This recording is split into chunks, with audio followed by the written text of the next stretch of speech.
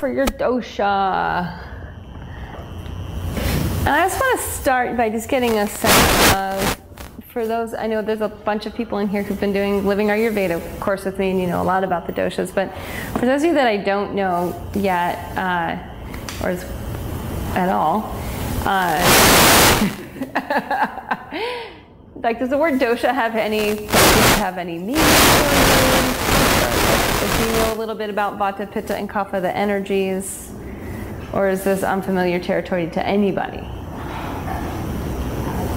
You have a little. Okay, great. Only a little. You only, okay, great. So I'm just going to give just a real quick overview, and then we're going to keep feeling it in our body. And what we're going to do tonight is we're going to go through 3 different practices. So we're going to go through 3 mini classes. And my idea with this, there's a number of different ways to teach a workshop like this. And my idea with doing these 3 mini classes was that, in a way, you're getting 3 different practices and noticing what they do in your physiology.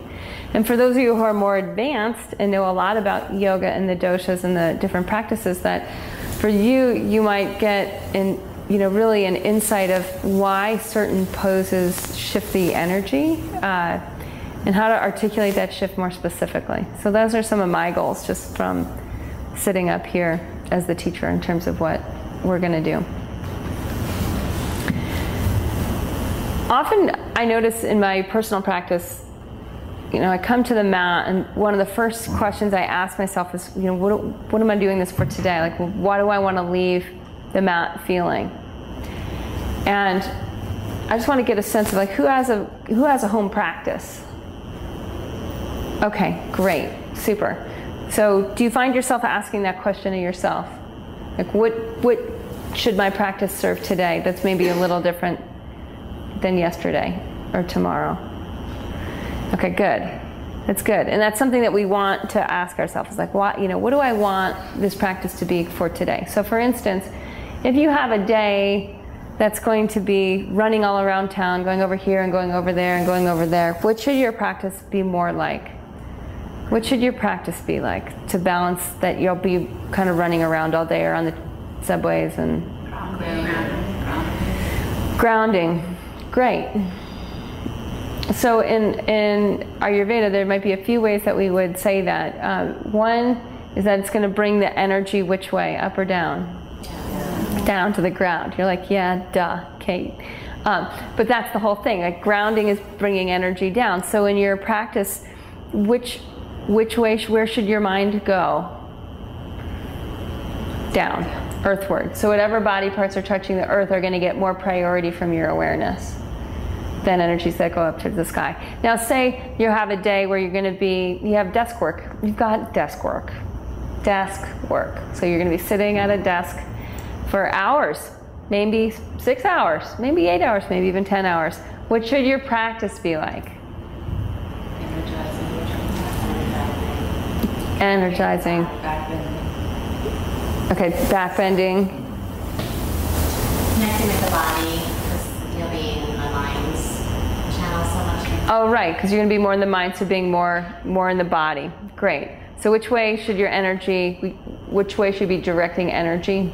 I say back body. Back body. Maybe we could always say back body too, but yeah, back body. Up. In or out? Out. And it could also be, up and down and out. I don't want to exclude down here, but just that it should have a very multi-dimensional and movement. And I would also say too, with a practice like this, it should be pretty fatiguing. Like, you kind of want to whip the body out so it's excited to sit, right? Like, tire the body out of it. So that sitting actually seems like a really, really great idea. So you don't just like bounce out of your chair. Okay, great. Now, what if you've been in a cycle where you just notice, like, you've been more intense, you've been burning the candle at both ends, and you're trying to meet a deadline or trying to meet a goal. What should your practice be like? More restorative. More restorative, okay. But say you still have a desk job.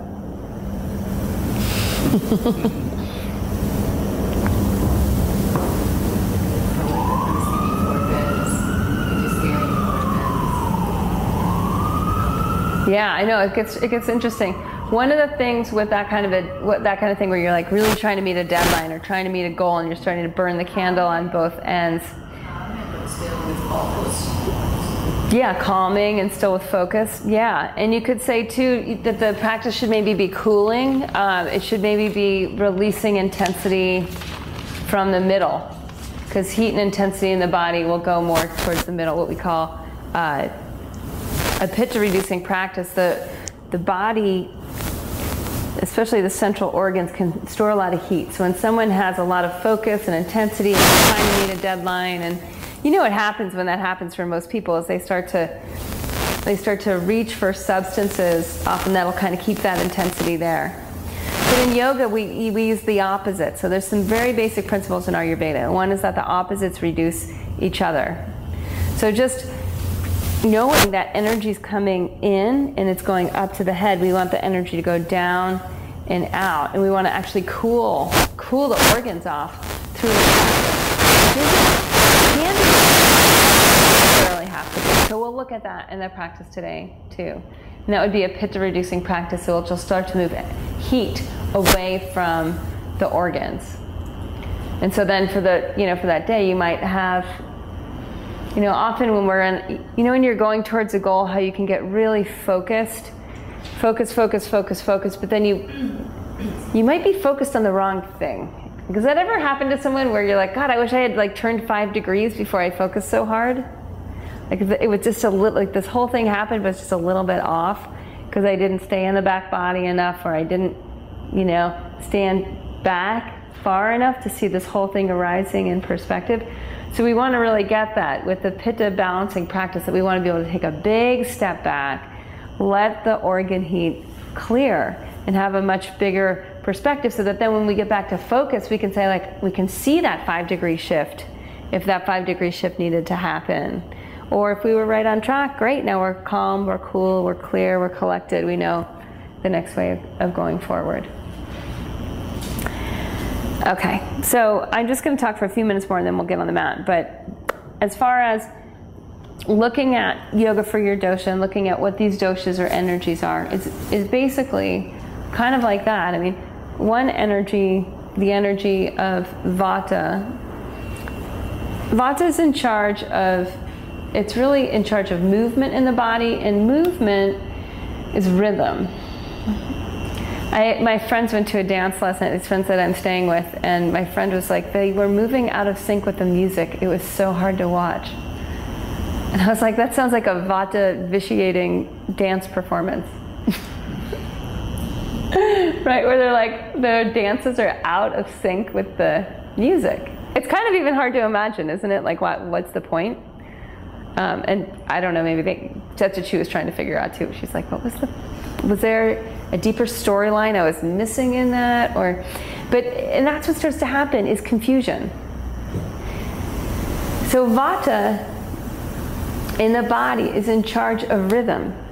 It's in charge of movement, but we want to understand it's rhythmic movement. It's not random movement, it's rhythmic movement, that we're breathing and the heart's beating and the food's digesting and the feces are releasing, and there's all this movement, but it's an orchestrated movement. It's an intelligent movement. It's in rhythm. So when Vata goes out of balance, what do you think happens? If it's in charge of rhythm, it's going to be arrhythmic. Yeah. Irregular, out of balance. And that's really what is ungrounding, is all of a sudden now the steady heartbeat is more random. And it's like there's no beat. And that's what we find with when people get energy that's moving more up into their head and they're living more in their head and they've lost the earth, that the earth holds the rhythm of the human heart. They say the center of the earth in Ayurveda, they say that holds the rhythm of the human heart. So when we lose our consciousness of being grounded, our heartbeat gets arrhythmic and we get out of sync. And we look at a practice to help this energy of Vata, whether we have more of that in our personal constitution or whether we're just, notice we're our day brings us over here and over there and over there, and we just feel like it's hard to balance everything. Or like you were saying at the break, like it's hard to live in sync because of my work schedule and this and that.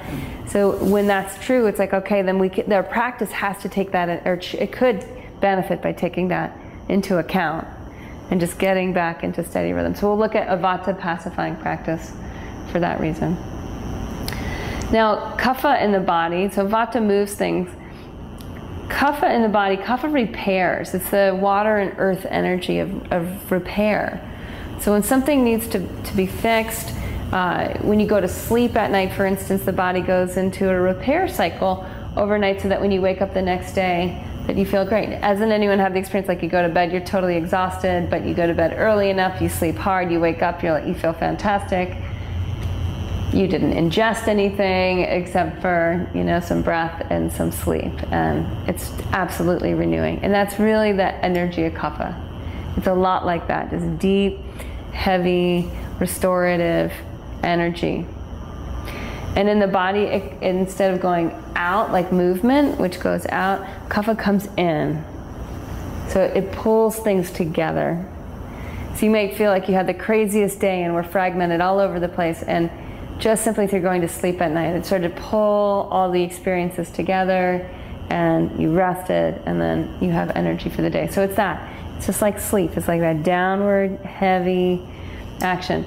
So some of us have more of this energy of Kapha more in our own constitution, that which makes us different from each other. So when some people have more Kapha energy, their practice, right, when they come to the yoga mat, they're going to want their practice to have the opposite. Just like Vata out of balance is going to be irregular, Kapha out of balance is going to be like sleepy, lethargic. Has anyone ever met someone who kind of like was sleepwalking through life?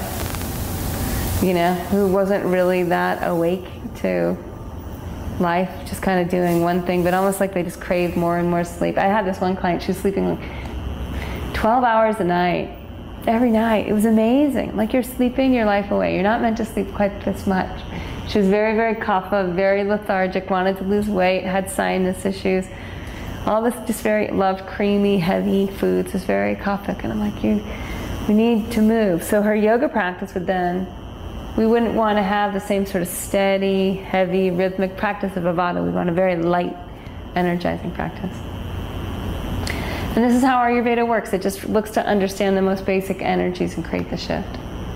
So a Pitta reducing practice, or what the Pitta energy is all about. So the Pitta energy is the energy of transformation. So it's the energy of change. And if someone has a lot of this energy, they're like they're very, very dynamic people. And they often have lots of great ideas and plans and vision and want to change the world. But when you're in this all the time, it can cause you to burn out. So it's like there's so much change and change and change and change and change, and the world often won't change as fast as the Pitta person will want it to change, and that creates some friction. And that friction generates some heat, sometimes some inflammation. And so for this person, the practice needs to be the opposite of that. So it needs to be cooling, dispersing the energy, and really kind of more pleasurable, more fun. Like, yes, the world needs to change and change and change and change and become a better place. And it's pretty amazing as it is right now. So living into that opposite dichotomy. Just like getting the Kapha person to wake up more, and getting the Vata person just to get steady. And the freedom to make any choice, millions of choices every moment. I mean, you walk down the street in New York, it's like, which restaurant? Oh my gosh, they all look good. I don't know, there's so many choices, but just to pick like one, get steady and help the Vata person focus. So that's just a little bit of a background of looking at, in the practice, these energies that I'm going to be talking about, and now we're going to feel them in our body. Good? Questions? I have a little question. Yes. I was just thinking when you were talking about Kapha and sleep. But it's not really Kapha time. So you're talking about Kapha in the body. I mean, if I was thinking as an energy, yeah. But I was thinking how it doesn't correspond with Kapha time. Well, we go to sleep in Kapha time. Yeah. but most of our sleep is not, like the majority. Right. But that does bring up that interesting thing of like the energy that you fall asleep in will determine the quality of your sleep, right? So if you go to bed, so these different energies, Vata, Pitta, and Kapha, they're just energies. Pitta is catabolic. I'm sorry, Pitta is metabolic. It's the energy of change and digestion. Kapha is anabolic. It's building. And Vata is catabolic. It's inherently dispersing or breaking things down again. So Kapha builds things up, Pitta changes things, Vata breaks things down again. Now they all have, there's different times of day where these energies are more dominant. This time of day right now, you can feel, it's like we've sort of we've passed the afternoon period. You can feel we're going towards early evening. And kind of feel it in the atmosphere. The energy's starting to go down. The sun's starting to go down, right? In relation to where we are on the planet right now. We're turning away from the sun. And in that you can feel the energy's getting, it's like if you're tired at all, you can feel like, oh, unless you're stimulated by caffeine, you can feel like, oh, I'm getting a little heavier, a little. And so if you go to sleep at this time, between now and 10 p.m., when this energy is more dominant, you'll have a deeper sleep. But if you wait till 10 or go to sleep between 10 and 2, the energy is actually going up again, physiologically. That's why I like get the second wind. Or another way of saying, like people will actually get hungry again and want to have a midnight snack. Because the energy of digestion, that metabolic energy is taking over. So the anabolic energy shifts around then 30, 10 to that metabolic energy. If you go to sleep during metabolic energy time, your sleep is no longer the correct quality of sleep. The correct quality of sleep for optimal physiological functioning is anabolic sleep. Heavy, deep sleep. Doesn't that sound good? Right? But we don't want that same energy for the energy of meditation.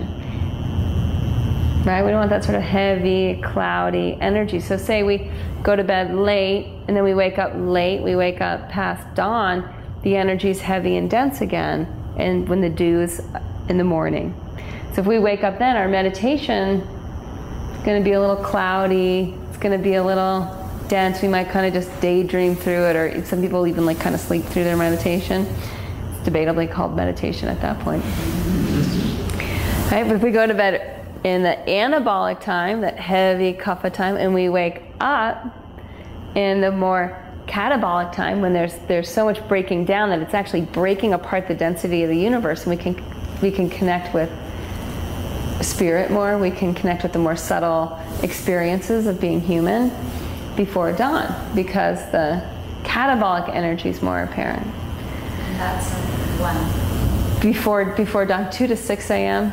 But you could also say before dawn, so before it's light, right before it gets light, or right at that transition between darkness and light, more to the darkness side of that transition. That's like the correct time to wake up for optimal human physiology of having mind, body, and spirit. So we're going to play with this. We're going to play with practices that balance this, this more anabolic type, if you're more anabolic, and if you're more the metabolic type, and if you're more of the catabolic type. So go ahead and you can put your notebooks to the side. We're also going to do a pranayama practice in this at the end of each session. I think it'll be fun to feel this in the breath body as well. So go ahead and take your seat.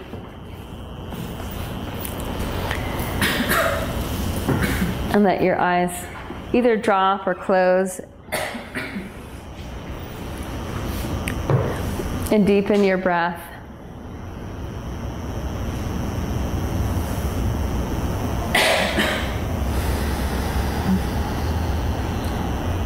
Letting your throat relax and your eyes soften. And notice right now if your energy, if you feel more sleepy and your energy in your body wants to go more down, or if you're energized and the body wants to go more up. Just noticing this downward versus upward. If you're somewhere in the middle, just letting yourself feel your body.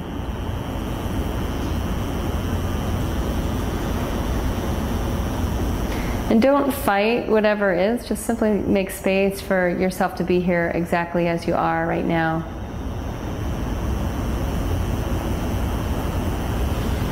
Open, receptive.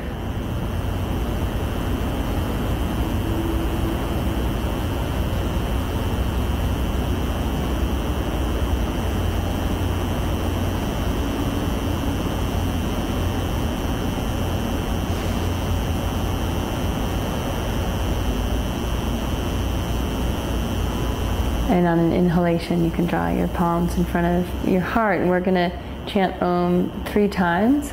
And as we do, strengthen this field of awareness, feeling this inner space of your body. Take a deep breath in.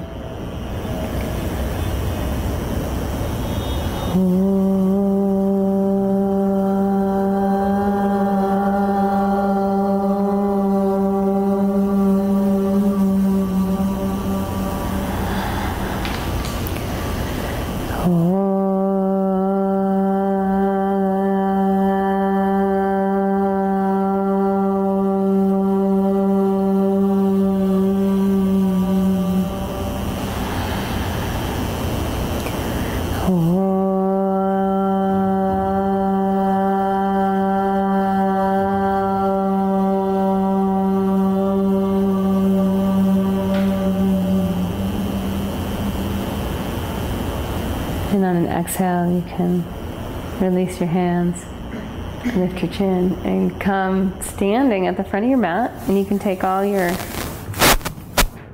props off your mat. So the first practice we're going to do is the anabolic practice. So if you have a day where you're going to be more at your desk, or if, say you've been at your desk all day, and it's time to move. You really want to move the body hasn't moved enough. That's what we're going to focus on first, is the anabolic practice. And the first thing is just breath with movement. Most yoga classes do start with this sort of kapha reducing practice. So as you inhale, feel that inner space first. Let the arms just float up on the inner space. And as you exhale, let the inner space release and the arms just simply float down. So moving from the breath body, really focus your awareness on it's the inside that's going to expand. The arms are just going to float and lift, feet active. And as you exhale, keep the heart lifting. Release the pelvis down as you release your hands down. Good. 2 more times. As you inhale, root the hips down. Let the side bodies lift. Let the chest lift. And as you exhale, keep the lift, but release the arms. And just notice that this inner body is dynamic.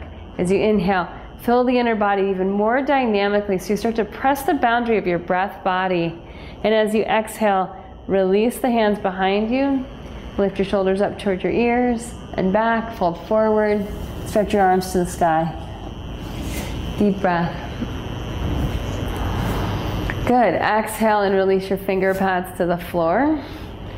Inhale and lift with your inner body and extend your arm bones forward, head forward, but from the inner body.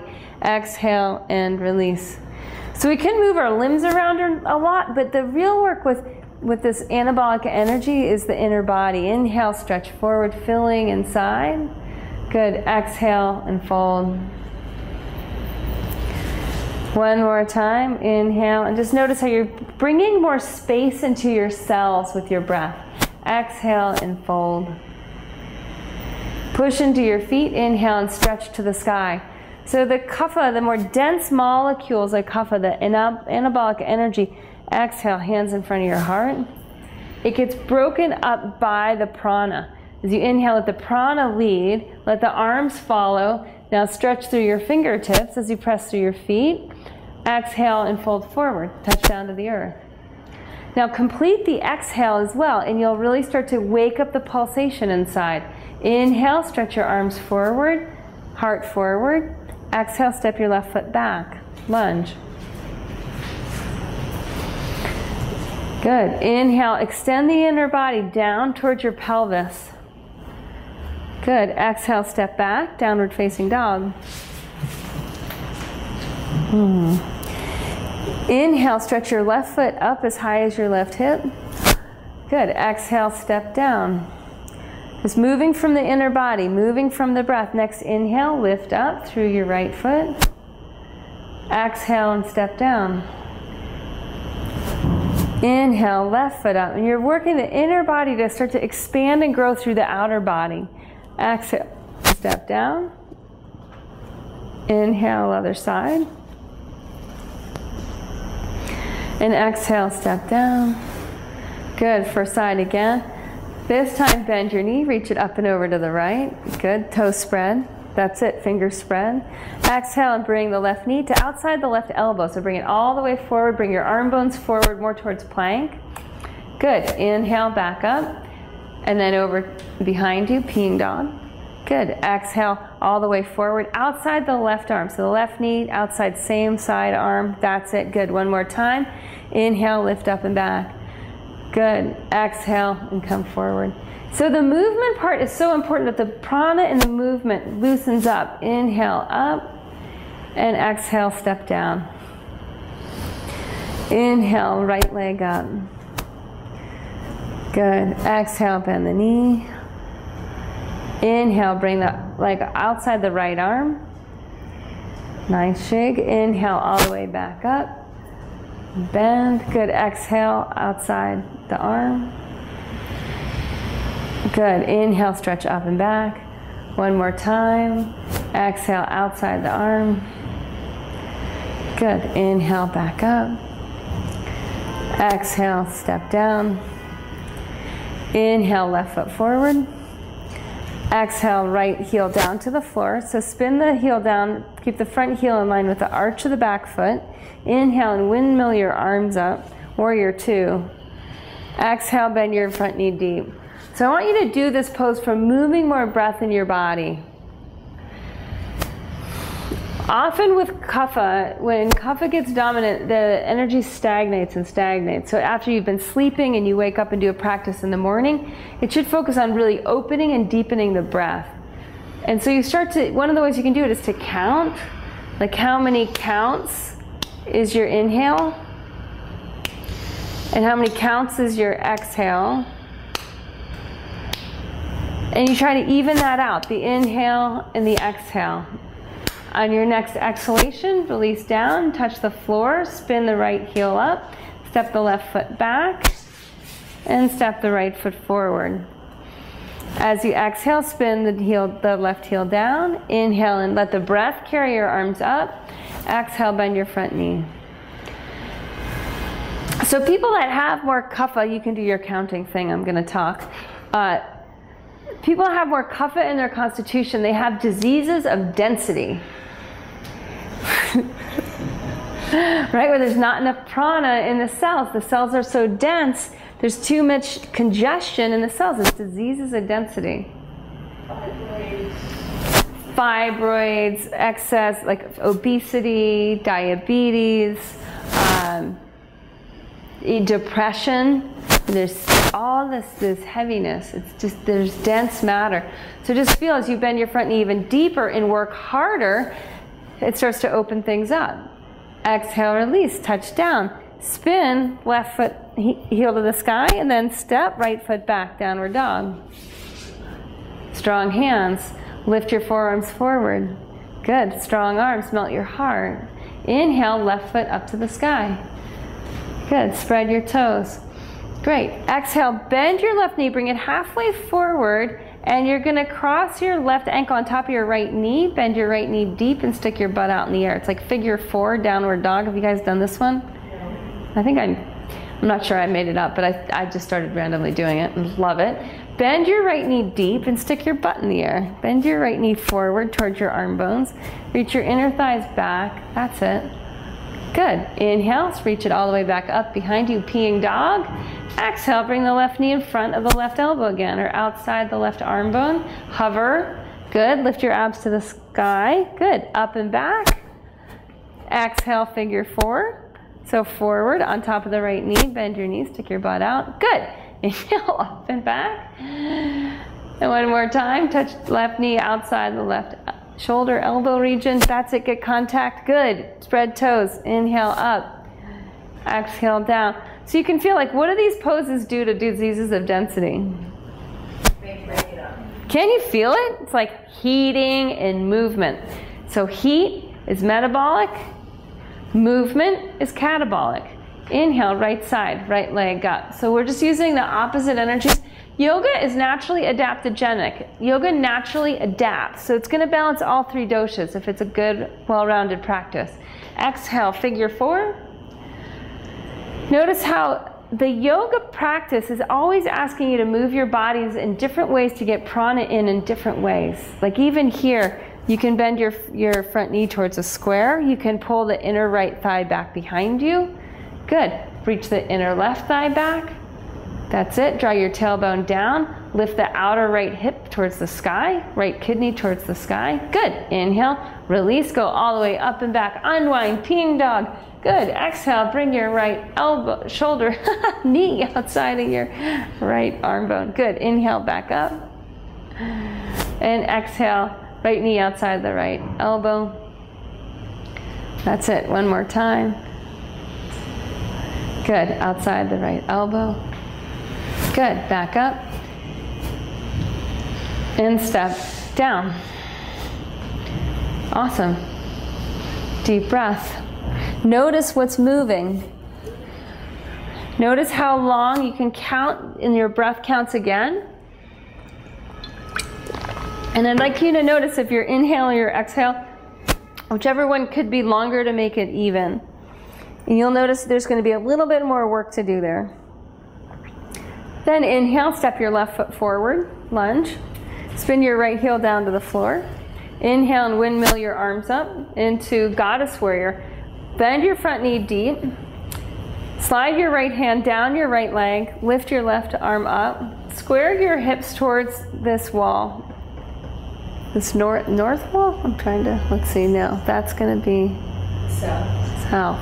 Thank you. Oh, right, west. Yeah. The sun is setting in the west.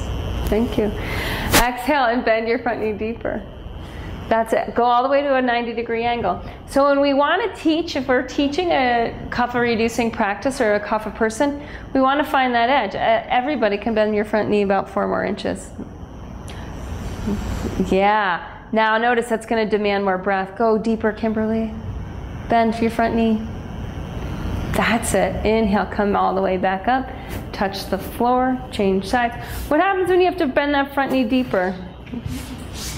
You feel like the lethargic, stuck part of yourself goes a little hissy fit? Step the right foot forward. Back heel down. So we need to do it in alignment. Of course, we need to do it in alignment. So the front heel's got to intersect the arch of the back foot. Deep breath in, shoulders stay over the hips. From the inner edges of the feet, the thigh bones go back, particularly the left thigh bone. Draw your tailbone down. Bend your front knee deep. So what you might find is if you bend deep and your thigh's still not parallel, you need to edge out your right foot to go deeper. Then slide your left hand down your leg.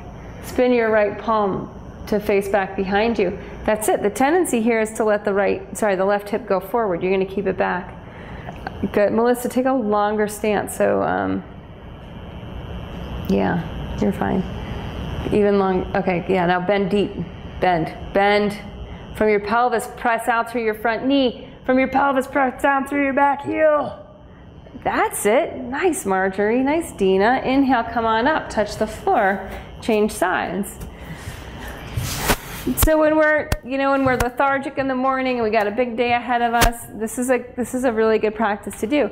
This way of practicing might not be the best if you're burning the candle at both ends and you're violating your body's integrity. You know, when you're on those things like, I just got to get it done and I can't sleep and I'm just going to do it. Then don't do this as much. But this is a kapha reducing practice. So exhale, bend your front knee deep. Slide your right hand down your leg, left arm up. Good. Deep breath. Good. Tailbone down. And from your tailbone now stretch your legs apart. Press down more into your back foot. Bend your front knee deep. As you inhale, send your pelvic bones and your tailbone down towards the earth and start to lift your side bodies up and out of that. Just lifting up. That's it. Inhale, come all the way back up. Touch down, touch the floor. Spin your right heel up, stretch back. downward dog. Inhale to plank pose. Good. Look at your finger pads. Lift your forearms towards your finger pads. That's it. Squeeze your arm bones. Squeeze your hip bones. Draw your tailbone through your heels. Good. Exhale and melt your body towards the floor like a long log. Melt down. Turn the tops of your feet down. Inhale, cobra. So too, if you're teaching and more kapha reducing practice, you might speak more quickly and more directly, and sometimes even more intensely. Pull your hands towards each other, bend your elbows, lift your chest forward. Good, everyone squeeze your shins towards each other more. That's it, even more. Stretch now down through the second toe. Better, inhale, help yourself up and back, downward facing dog. Step your left foot forward, lunge. Bend your front knee to a square, all the way, square to the earth. Keep it down, inhale, stretch your arms up. So I was next to this guy on the airplane coming in from Mexico to Philly this past week, and he had just lost 30 pounds. He was a really overweight, totally stressed out, pitta kapha type businessman. And he had got this little thing 30 days before called a Fitbit, which is like you plug it into your iPhone. Do you have one? I'm gonna get one. And it counts the number of steps you take in the day. And that is a kapha reducing principle for people that are sedentary and overweight. How much are you moving? So as you're here, bend deep, stretch your arms up. Good, exhale, touch down. Step right foot forward, left foot back. Exhale, bend your front knee deep. Inhale, stretch your arms up. Throat open. That's it. Bend your front knee deep. And that edge that you're playing, the edge where you start to need more breath, that's the edge where you start to really reduce the anabolic energy, bring up the metabolic energy, and bring up the catabolic energy. Yeah, so just notice now, the more you can root your hips down and tailbone down, then use your arms to help lift your shoulder girdle up to the sky. Start to pull apart the pranic body, and you'll start to create more space inside to break up the diseases of heaviness. Good. Exhale, release, touch down, step back, downward facing dog. Finger pads connect, knuckles of your hands connect. Inhale, reach your right foot up to the sky this time. Spread your toes, bring your right knee to the outside of your left arm. As you do, lift your belly towards the sky, tailbone towards the floor. As you inhale, lift that leg back up. Now reach it as high as you can to the sky. On your tiptoes, try to touch your right foot to the sky. You can unlevel your hips. That's it, just pure stretch. Reach out in all directions so it really breaks up the anabolic energy. Both legs straight. Awesome. Exhale, release, touch the floor. On your next inhale, left leg up. Toes spread. Exhale, bring that outside your right shoulder. So left knee outside right shoulder. Good. As you inhale, stay here, lift your kidneys up, tailbone down. Good. Then next inhale, stretch up.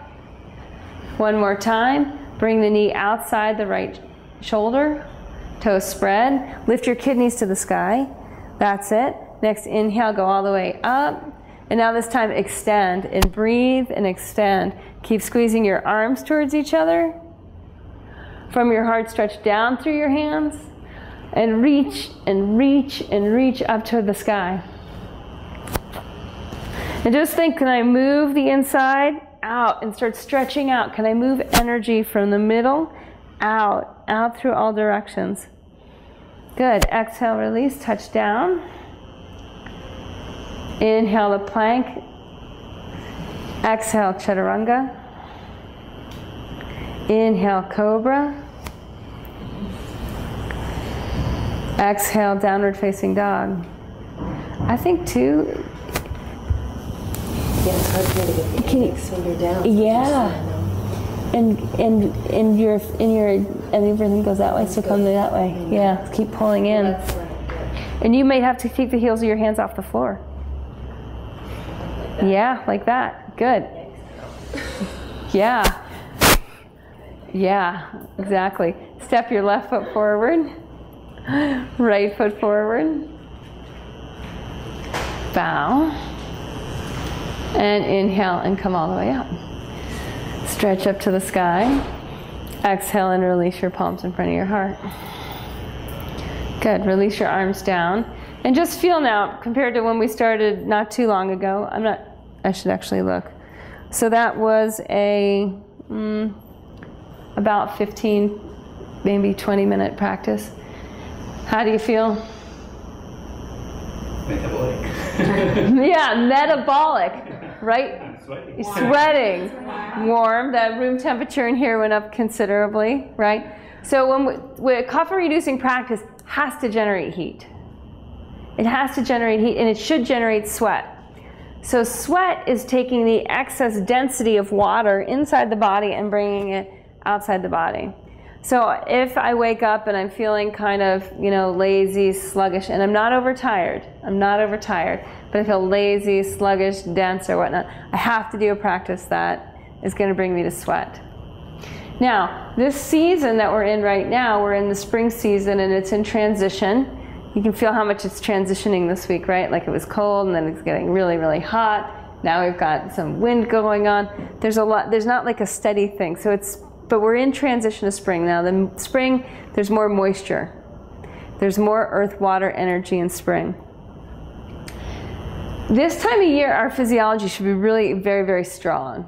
We're going into the season of growth, the way that nature looks at it, right? Like there's been, actually, spring season, when they've measured, I saw this in the bodies exhibit, they found that like human babies grow more in spring than any other season. Right? There's a very quick growth time right now. The body's very, very strong for growth. And in Ayurveda, they say your body's strongest for growth right now, which means if we're practicing yoga, that we should demand more of our practice this time of year than we should in the summer or than we should in the fall. Doesn't that make sense? Like we're strong and there's more moisture, so things are not going to break as easily. So these are just some good things to think about. This time of year, it's a great time to work out a little bit harder, to get that energy, that heat to build. Now, one last thing on this part is that if you had to go to work now, like that might not be a bad thing. Like you might not want to do a long shavasana because that might bring your energy down more. And you might this might be like your morning cup of coffee. Like that 20 minutes, just breathe, move, do practice. Okay, so we're going to do a few more caffeine-reducing poses. I always like to go upside down. If anyone's menstruating, you can do downward dog, or you can even do like a child's pose on your mat and just rest. But otherwise, what we're going to do is, I was going to have us do L pose. I think we'll just use this wall and we'll go in between the props. If you can just move everything away from the wall, you guys can. I don't think you'll need your mats. If you need a mat, bring a mat. Otherwise, we can share mats. So in L pose, you're just going to simply measure. You sit against the wall, put your feet out, scooch in tight, and look at the line where your heels are. And where your heels are, that's where you're going to place probably about the knuckles to the middle of your fingers. And then you're going to lift up. So I can talk you through it. You're going to sit against the wall, tight, and then see how long your legs are, and that whatever line your feet end up on, that's where you're going to place your palms.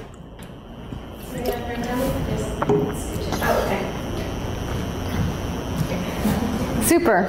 I will. So then once you have your hands down, so you're going to put your hands where your heels end, so you're on your hands and your knees. Set your hands up for downward dog. I would even go a little wider, Melissa. That's it. Great. And just feel into this energy of spring, that there's moisture in the air. Take a deep breath in and fill the back body. Lift your kidneys up. That's it. Keep that lift there. Exhale, melt your heart. Inhale, lift your knees off the floor, hips up. Walk your feet up about as high as your hip. This wall's probably slippery. Bamboo's slippery, isn't it? It's good? Oh, good. Oh, super. Good. Lift your inner upper deltoids forward. That's it. Good. And I can't see who this is. Okay, really. Walk your feet a little higher. Yeah. And you can just let that belt know who's boss. Yeah, much better. Lift your arm bones more towards your finger pads. That's it. Good. Keep everyone stay if you can. Lift your right foot up over your hip. Yeah, and try not to go beyond. So you just keep it right up and over. That's it. From your heart, press down through your hands. From your heart, now extend your foot. Try to grow the foot to the sky. Press your other foot into the wall more and disperse your energy. So you're trying to get the center to get more space. Good. Foot back to the wall. Other foot to the sky. Yeah, excellent. Deep breath. Back your ribs away from the wall. Excellent. Exhale, come all the way back down. Great. Come into a simple squat. So the thing about kapha, and with kapha, it's like kapha season. People with more kapha in their constitution. So people with more kapha in their constitution tend to have more body mass. Like even, like me versus Melissa. Will you come stand next to me, Melissa? You be my, like if you were to see like who has more body mass, I'll try to make my pants tight. I think we're similar. You don't think we're similar? Really? I'm more muscular. Yeah. Did I? Oh, darn it, I used to be bigger. I'm not as good an example. But if we were going to wrestle, who would you bet on? I feel like I could flip her over in like a second, right? Are you guys with me on that? I have Jello pit wrestled and won. But it's like, that's the energy of kapha. It's like that rugby player, the football player, that density to it. Can you feel how in a pose like that, when you're upside down, how you're generating heat, but you're also stretching, you're moving the density out. And that's what helps someone with more kapha in their constitution feel alive. And it helps them feel more. Because otherwise they just get lazy and they're like, oh, I don't want to do that. That looks too hard. So when you're in the pose, that movement out and really feeling for the earth and for the wall and for the sky is what's going to help reduce the kapha. It helps kind of break up that density. You want to do it again? Let's do it one more time. Go ahead and place your hands up. Yeah. Oh, yeah. I'm a kapha person who's muscular. Muscular, right? Yeah. I'm saying muscular. Yeah. Not as fat. Yes. So that's a great question. So kaphas that have more fat tend to have more water in their constitution. And kaphas that have more earth have more muscle, have more earth in their constitution. Yeah. They're like you described it, I don't know when, like you squeeze a kapha person who's watery and like they're squishy. And like a kapha person who's earthy is just like solid. Yeah, it's exactly the difference. It's like me and Mindy, who was here before, and she's watery and squishy. You probably have, I'm sorry, your name again? Elizabeth. So Elizabeth has a softer tone than I do. And that would be more kapha in your constitution. We have probably about the same amount of kapha in our constitution. Yours is more watery, mine's more earthy. They both can benefit. We both benefit from the same kapha reducing practice of like really moving energy from the center outwards. So let's do that one more time and just feel that in yourself. Go ahead and place your hands down. Deepen your breath. Fingers spread, finger pads down. Inhale, inflate your kidneys up, support yourself. Lift your arm bones forward here, even with your kidneys lifting. Exhale, melt your heart. Inhale, lift your knees up, your hips up. Walk your feet halfway up. Good, then stretch your right foot to the sky. Great. Now just feel pulse. Remember in the beginning of class, with this kapha reducing class, we were moving energy from the inside, opening the inner body channel. So keep that going, keep the counting going. And as you exhale, see how much energy you can actually move out through your limbs.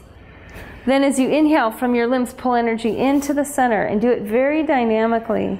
As you exhale, stretching it out.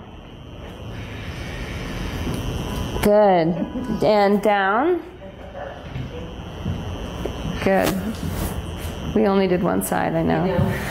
It's okay. You guys were like done being there, it seemed like. Give you a little break and then we'll go up again.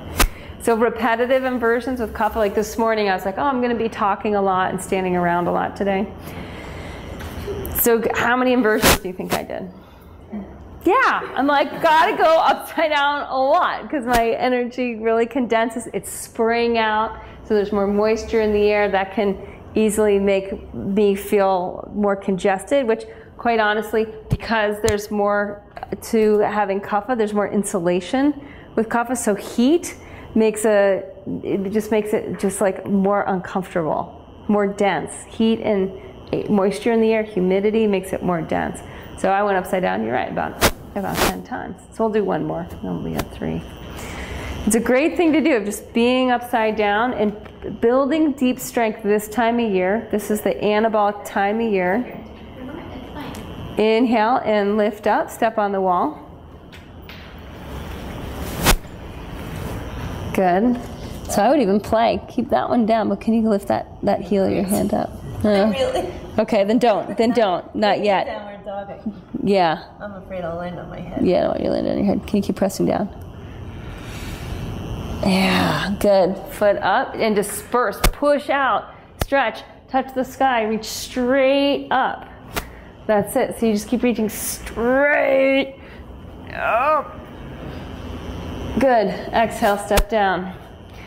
What happens to the middle? Inside. How does it feel now on the inside? What I call, in the inner body or the inner shaft of the body. What does it feel like? Light. Great. Lighter. Open. This is clear. And for most people with more density in their constitution, or when you wake up and you're feeling more density in your own constitution and you want to feel that lightness, that's what you want to look for. Those words. It's so obvious, but it's good to name it. And it's good to help people name it, especially I was with my brethren, my ancestors last night, my stock, my family, extended family, and they're so inner body congested, inner body heavy, and it's a whole nother mind pattern that goes with it. It's a whole nother body pattern that goes with it. And it's just good in yoga class and in your own practice to remind yourself that the inner channel, crown to root, should be hollow. Always. That's where presence comes from, is that deep, clear, open, available. So Vatas, people with more catabolic constitutions, have more access to that than people with more kapha constitutions. Does that make sense? So it's a good thing for those who are teachers to be able to make sure that the kaphas know that that's what they're aiming for.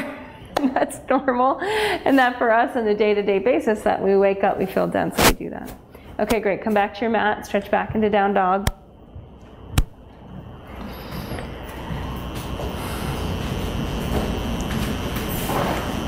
what's the difference in the constitution between Vata people and Pitta people, for instance? Yeah, so we'll do those two next. Okay, and I think it'll become more obvious. Vata is more catabolic, so they're more irregular, off rhythm, they're more fun, spontaneous. Pittas are more focused and heat dynamic people. The person in the class who's like the overachiever, that is a Pitta, that is not a Vata. So stretch back into downward facing dog. Does that make sense? Do you know what I mean? I know, I can't imagine trying to translate everything I'm saying into Italian so that you can understand me is just mind-blowing to me. Vatas don't tend to be overachievers. They tend to be more fun and creative people. Yeah. Good. Exhale and sit down, and we're going to do a little bit of pranayama. So take whatever you need, and we're going to do a Vata reducing pranayama practice. So it's great to end, especially a morning practice for kapha, but I would also say, if kapha's aggravated, don't be afraid to end a practice with pranayama, or if it's spring. So you mean no shavasana? Just pranayama. And part of it is so many people have a very sedentary lifestyle now, and if someone's kapha is really aggravated, or take, for instance, someone that has a sinus congestion this time of year, sitting up is going to be much better, and moving the prana is better. They might, in Shavasana, it might clog up their sinus channels all over again. So that would be like an example of that. Okay, now you can let your gaze drop. If you haven't inner rotated your thigh bones, go ahead and do that so you have a nice broad base for the breathing practice. Let your gaze drop. Come into the center channel between your crown of your head and the root of your pelvis.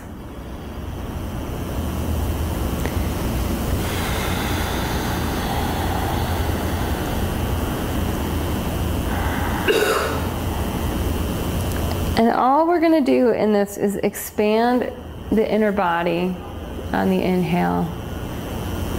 First down, and then out, and then up. And keeping that, how that shifts the outer body. So how when you do that deep breath, how that kind of takes a magnificent lift. You're going to keep that lift even as you exhale. Exhaling completely. And letting a pause. And then inhaling down and out on all sides and up. And holding that fullness, really feeling into that fullness, stretching into that fullness, and then letting it go. Slowly and very deeply, letting the energy go back down and in. And I want you to use your abdominal muscles as you exhale completely. And letting there be a pause before your next inhale. So you're going at your own pace. Inhaling down and out and up. Feeling the fullness. And then emptying slowly after your pause. Back down. And into the center.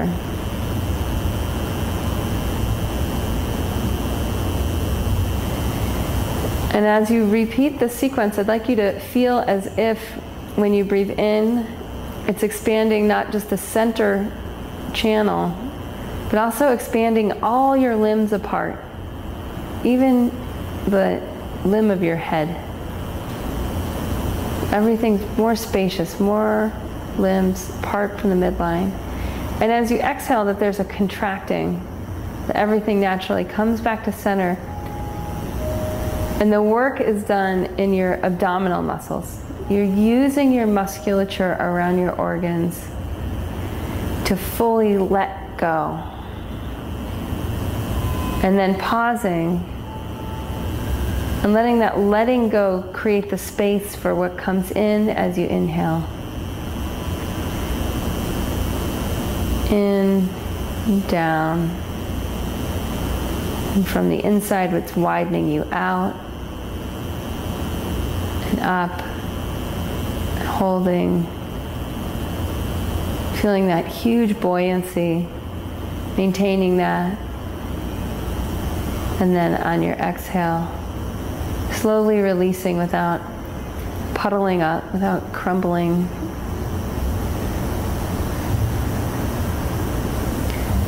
Try to hold a stillness in your outer body, but a very dynamic movement in your inner body. And you're stretching, really stretching the intercostal muscles of your ribs, stretching your lungs, stretching your diaphragm, all on the inhale. And on the exhale, you end up contracting your abdominals, contracting your intercostals, contracting even the musculature around your organs, your abs, squeezing out that last bit of air. And then let the natural breath come in.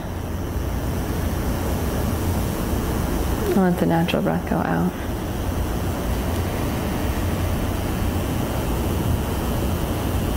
And now notice what the inner body feels like.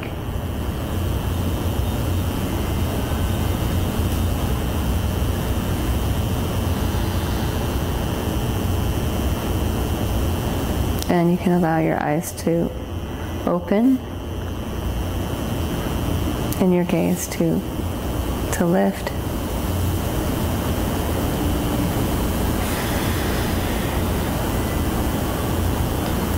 So that kind of a pranayama practice is more, I would say, like it's more stretching. Like really trying to stretch the inner body into new places so that it can start to contain more prana. And for people that have more, more density, more cloudiness, more lethargy, more depression, and they're not exhausted, I have to keep throwing that disclaimer in because a lot of people feel that way because they're exhausted, which is actually a vata imbalance. It's not a kapha imbalance. So if you feel all heavy and lethargic, but you're exhausted, this stuff doesn't qualify. We'll get into that practice later, the exhausted practice. But this is more if you're well rested and you're lethargic and you're lazy and you're complacent and you're dense and all that, okay? That really stretching the prana. Because can you feel now how there's an aliveness to the field here? So my recommendation for people that, that have that tendency, this practice is a good practice for, is to eat in a way that maintains this lightness of the inner body. So the foods that help this are mostly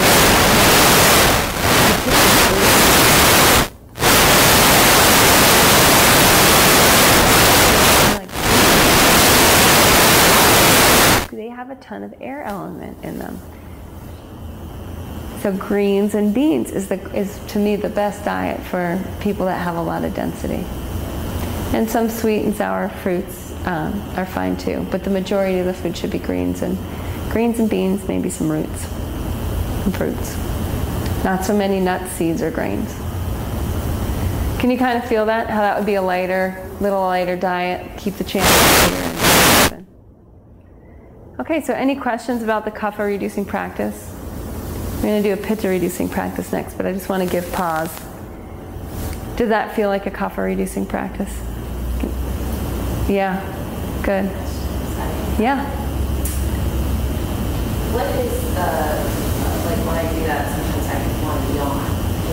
Is that contributing? Yes, that's great. To me, that happens a lot. And that means that my prana is right here.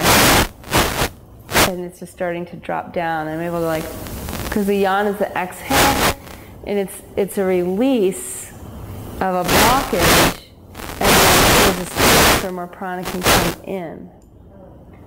So progress on the path, and it's often due to like vata releasing, like a little prana blockage, right, where the apana is not settling, the energy is not moving down as much, and then all of a sudden you yawn, and then you'll notice, I can take a much deeper breath.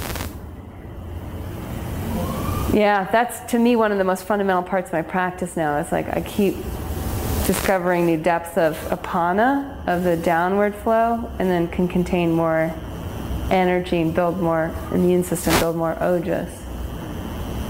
Yeah, that's a good question. Okay, great. So this is kind of a weird workshop because we're doing 3 mini practices, but I want you to get the sense that you can do these as home practices.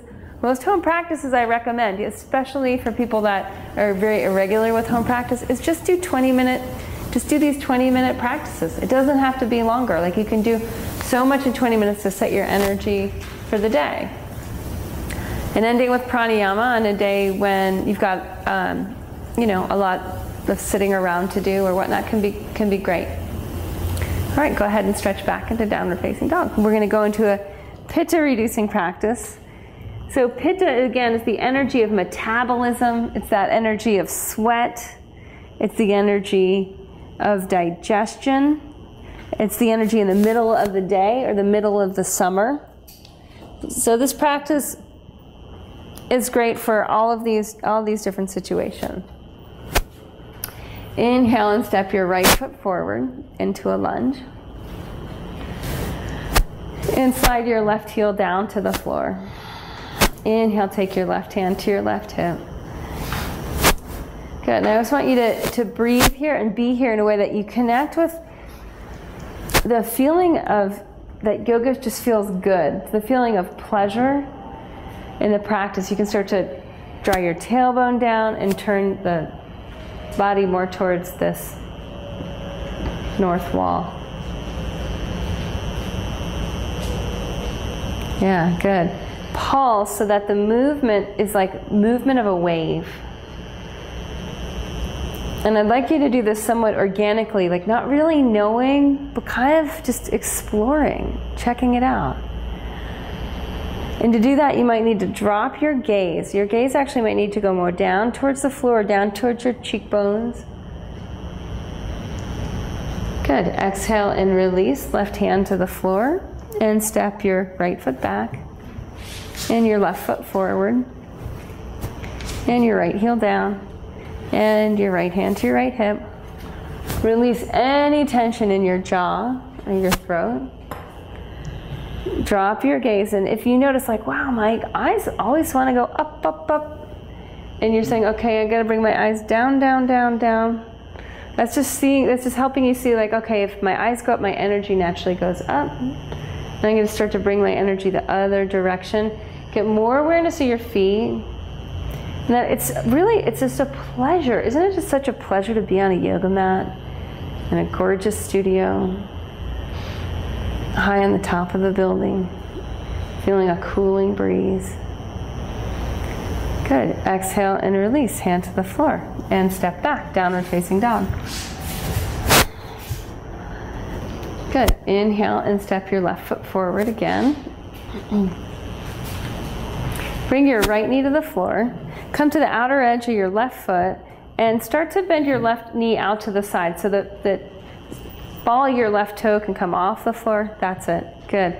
Again, drop your gaze. So pitta, it gets aggravated. It's like the heat quality. So the practice for reducing pitta is going to be the practice that reduces the heat. It's going to reduce the intensity. It's going to reduce inflammation. The way we're going to start doing this is just by bringing our eyes down, our sense organs down. As you breathe in, pull your back knee and your front heel towards each other.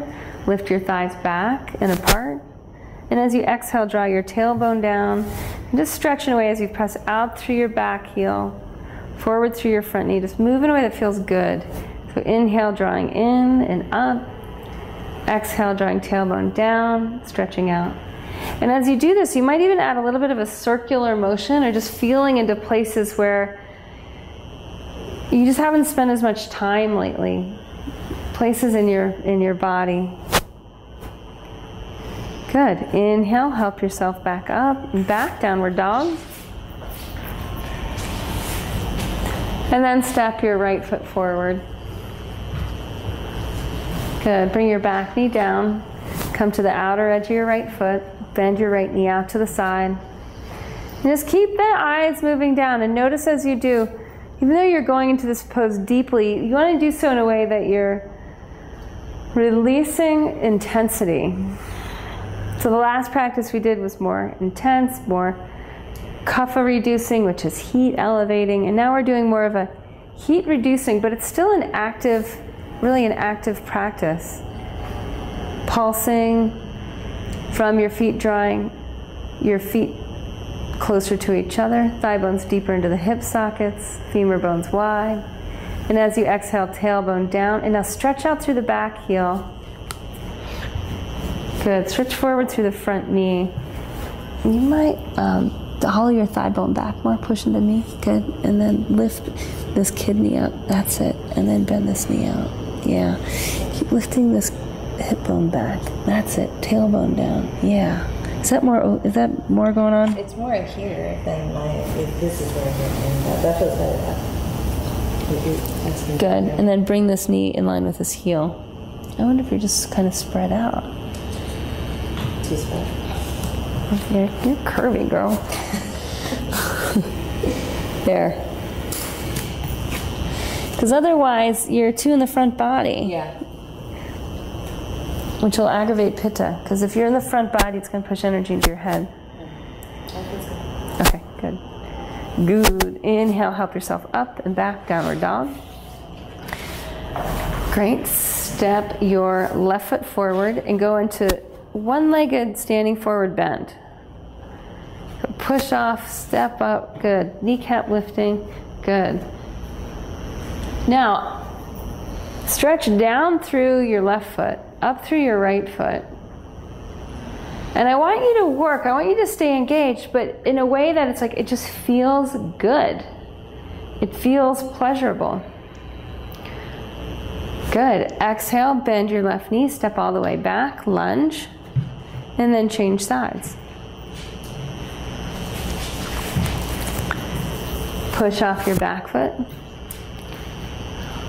Good. Deep breath. Now, another thing that happens with pitta reducing practices is you feel more, you think less, you feel more, less tension in your senses, more sensitive. Good. Exhale, bend your front knee, step back, lunge, downward dog. And you start to notice a whole other level of efficiency. Like, where were you overworking? Downward facing dog. Where were you overworking before when you were trying so hard to reach your goal, but you're kind of wasting energy on the way?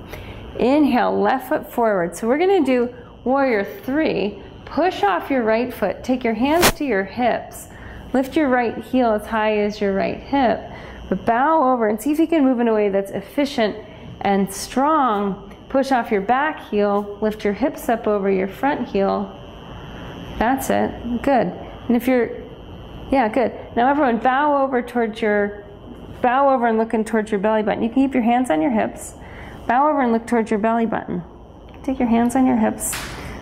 Good. Look at your belly button, nose to belly button. Lift your kidneys up your back. That's it. So you're going to feel tone in your belly. Awesome. Bend your front knee, step your right foot back, hands to the floor, right foot back, left foot back. Good. So the thing with pitta is a lot about respecting natural boundaries. So we often kind of blow through it with effort, but what we're doing in a pitta reducing practice is we're trying to listen to a more intelligent boundary. So other side, right foot forward.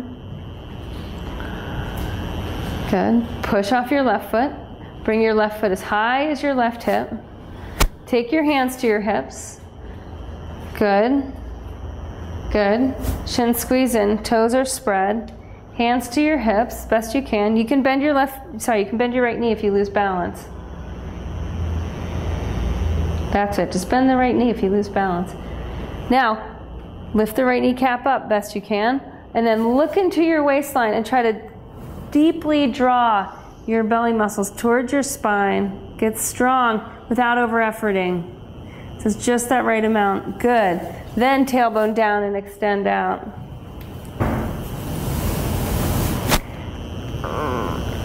Good. Touch down, bend your knee, touch down, step back, left foot back, right foot back. Exhale, knees to the floor, knees wide apart. Bring your feet towards each other and just put the arch of the right foot in the squash. And we'll just have a chat. You can squash your feet. So what's the difference in that? Like, what do you notice in the difference in doing warrior 3 that way than if we did it in like a kapha reducing way? What's different in your body? Less intensity. Less intensity, great. So that's an intense pose, right? Like warrior 3 is more or less a intense pose, but you can teach it, you can do it in a way that doesn't stimulate the intensity. And that's a really important thing. Like, you don't necessarily have to modify the poses in your practice or the poses that you're teaching. It's just the attitude in which you're moving them. Yeah. But Pitta, I just know that Pitta people and to be very... They hate this stuff, right? I mean, this like mellow down. Yeah, no, go ahead. I was saying the contrary. I was saying... Oh, yeah? Because I don't know, Pitta people to me are very focused. They love to pay a lot of attention. Like, oh, yeah. Perfectionist. So I was thinking when I was doing this, all these instructions, the alignment, this is very Pitta, right? Yeah. It's more than letting go and just trying to have fun with Warrior 3. Yes, exactly, because Pitta won't go with you.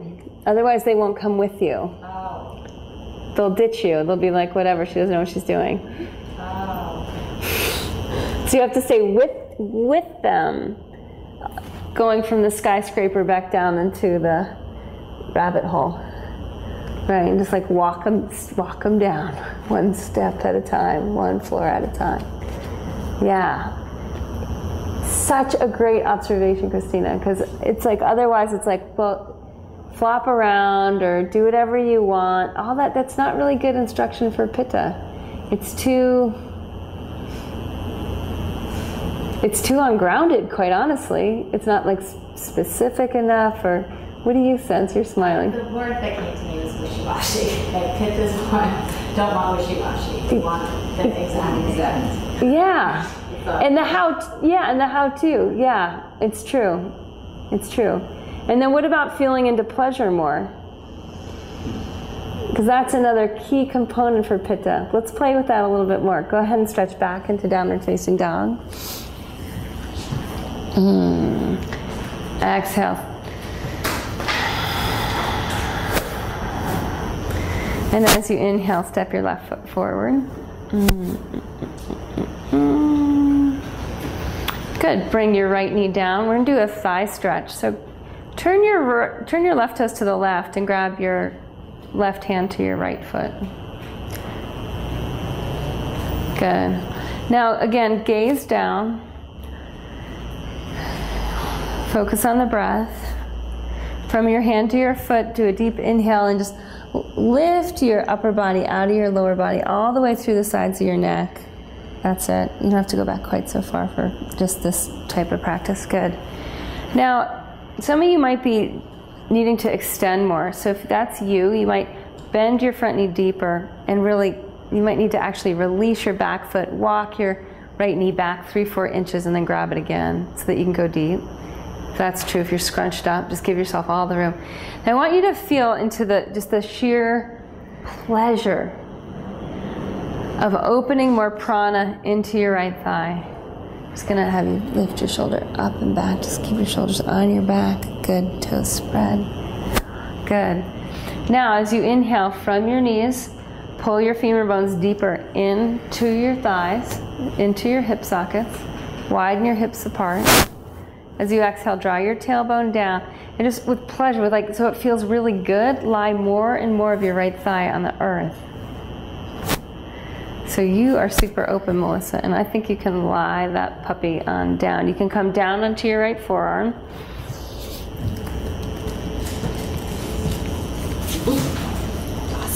That's all right. You were close, though. Just come back up a little bit. You can let go and come up if that's easier. Yeah. Breathe in here. I just want to feel like, oh my gosh, it's getting open with breath. Awesome. Exhale and release. And then in a way that just feels good, move to the other side, that it actually feels good. Appreciate how this body is wired for bliss. It's wired for Ananda. It's not just wired to achieve the next goal, but it's wired to feel good in the process of becoming. You step your back foot, your right foot forward, turn your right toes out, bend your left foot up to the sky, right hand, left foot. That's it. And if you're too scrunched up and you need to walk your left knee back, just release and walk back. So you can turn your right toes more to the side. Perfect. Good. From your hands, do with an inhale, lift your shoulders towards your ears and back. That's it. If you'd like to come down to your left forearm, come on down. Good. Kidney, kidney, kidney, kidney, kidney, kidney. Oh, yeah. Squeeze the shin into the middle. Yes. Bring the side of the torso to the side. Yeah, you can even walk the forearm that way. Which way? This way if you want, just to hold the midline, and then back the kidneys off. Oh, girl. How's that? Good. It's nicer stretching. Great. Great. Gorgeous. And exhale and release. Lift up and back, downward facing dog. Step the left foot forward, pigeon pose. And go into a really deep pigeon here. So I want you to bring your left foot right behind your right hand so that your left heel's right in line. And this is going to be deep. Your hips might be a foot off the floor. So it's more of like a front line across your mat. And you might be really up high. But what I want you to do is move and groove. So you're going to hold strong shins in, and then you're going to swing one thigh wide, left thigh wide to the left side. Right thigh wide to the right side. Keep your gaze down, and with your inner gaze, look straight down the central channel and start to widen the base of the central channel. It's like, you know, in a waterfall, when water comes over the waterfall, how it hits the bottom and it sort of splatters out and it makes a big pool. You know what I'm talking about? It's like at the top, it's like almost like a faucet, and at the bottom, it's a pool. So I want you to feel down the central channel into the pelvis, that you're making this beautiful pool as you're widening one thigh to one side, the other thigh to the other side. In a way that just simply, because it feels good, that's your motivation, because it actually is bringing a more subtle body pleasure. Good. Inhale, help yourself up, stretch back, downward dog. Knuckles are down, forearms lifting forward. Other side, right foot forward. Good. Right heel, super active, toes active. If you can you slide this heel up to about here? Or just walk that foot forward. Yes, girlfriend. And then if you need to stay high, that's fine. Good. Is that all right? Okay, great. I have to feel your pulse again. Because I forgot to do that. My guess is kapha though, now that I'm sensing in. It's probably. So feel your feet pull towards each other. Strong. Widen your thighs. So it's not like it's all, you know, there's a way that people might think like, oh, reducing pitta is just, it is that sort of, it's wishy-washy, or it's all good. Like that's saying like, oh, it's all good, just kind of hang out here. That's not actually going to reduce your pitta. Right? There's a difference here. It's like, actually, no, there's going to be specific direction. It's down and then widening. Femur bone to one side. Femur bone to the other side. In the inner drishti, the gaze of the eye, it's like this, it's this really cool inward, downward gaze that lets you widen out and just actually let go, let your mind go into the pool. And you're just moving subtly in a way that feels good. The shins strong, hold strong to the middle, and the thighs just keep widening the center apart.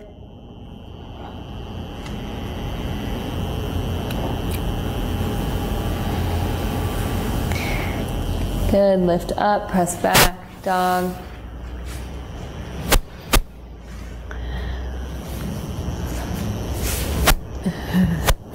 Oh, the moon is getting full.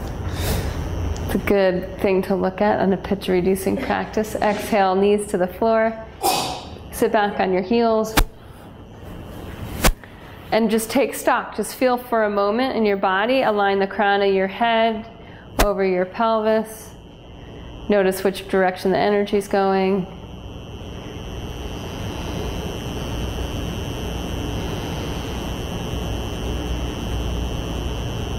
Notice what the sensations in the mind are like. It's like, what are the sensations of thoughts like?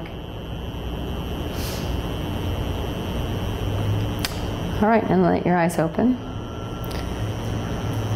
Go ahead and come onto your back, your head to the back of your mat. You can bend your knees for bridge pose.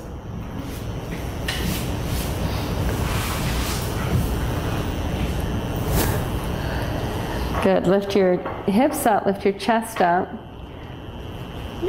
Keeping your feet engaged. And be in bridge pose. So the other big category of pitta reducing poses is where you start to spread the front body open a lot.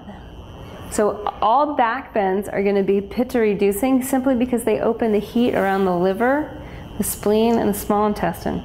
So as you do this pose, press your feet down, press your arm bones down, lift your chest up, lift your chin up, lift your outer thighs up. Yeah, good. Now from the very roof of your mouth, press down into the floor. Keep lifting your chin. Stretch your knees forward. Keep lifting your chest up. Notice how you're giving so much more space to your organs. One more breath. Arm bones down, chin up. Good. Squeeze your knees together a little bit more, Elizabeth. Good. Exhale and release. Inner thighs down. Bend your knees. Roll to your side. Halfway up. Come into Purvottanasana prep, where your hands are forward, your feet are back. Toes out in front. Take a deep breath and lift your chest up. Lift your hips up. Just notice how you're opening the front body. So pitta gets congested in the organs. I want you to breathe as if your organs were hot and you're breathing cool energy, letting the waterfall cool down, but also spreading apart. Reach the hips towards your knees. Lift the shoulders towards the back wall. One more breath in. Good. Exhale, release the hips down. Great. Come lying down on your back. Keep your knees bent. Inhale and come into bridge pose again.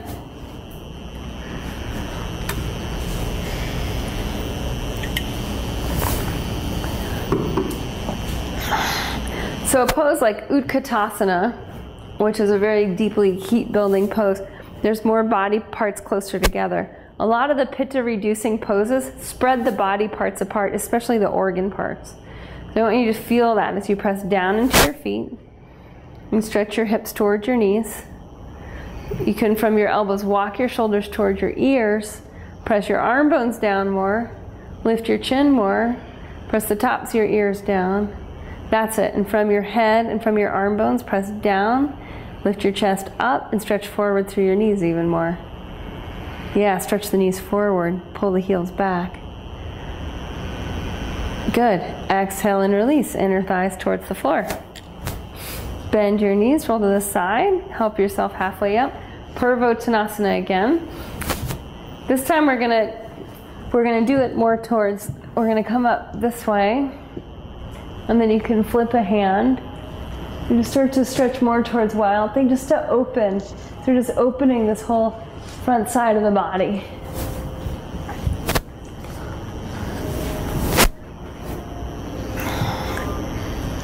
Yeah, good. So the fingers to start are going to be pointing towards the heels, hips up, chest up, then turn your left hand towards the back. Good. Keep the chest lifted, keep the hips lifted, cross the right arm over and back, and just breathe it open. Open the space of the organs. Good. Then exhale, take that arm back down and change sides. Lifting, opening, stretching apart. And then coming back down, and other side. Lifting, opening, stretching apart. When you've done both, you can come all the way down.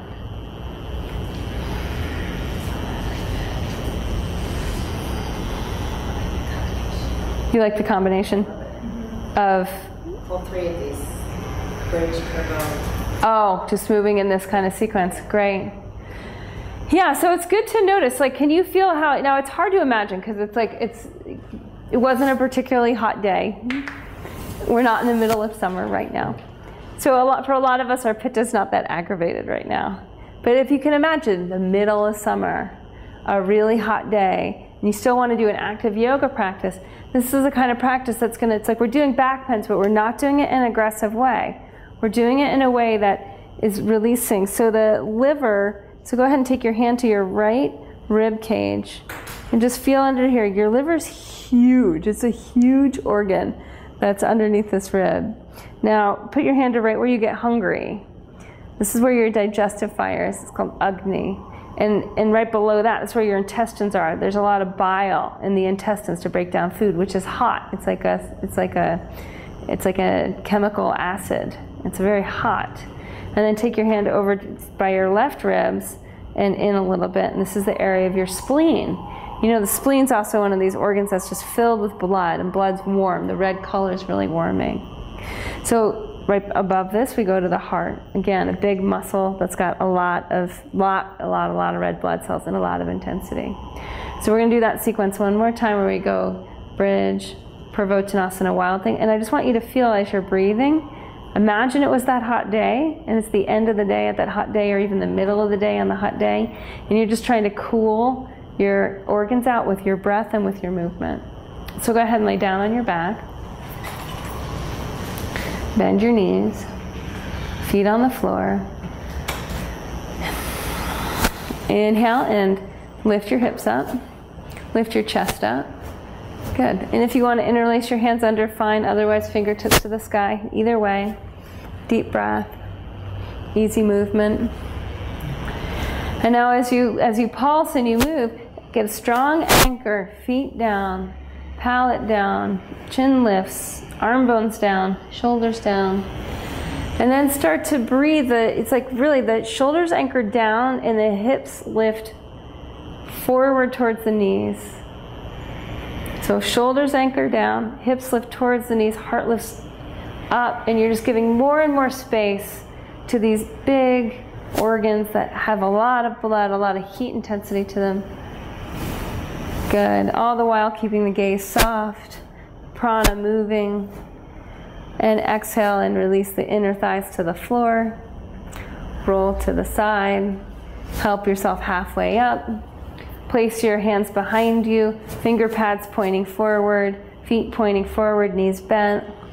Take a deep breath in and lift the shoulders towards your ears. Lift the sides of your neck long. Lean the tops of your ears back as you come. Hips up, chest up. Turn the left fingertips back behind you, so complete turn of the hand. Lift the hips up again. Cross the right arm across you. Stretch it back over to the right side of your mat as you lift the left hip up. Lift the left side of the chest up and bow the right side of the chest towards the floor. Good. Exhale and release that hand down.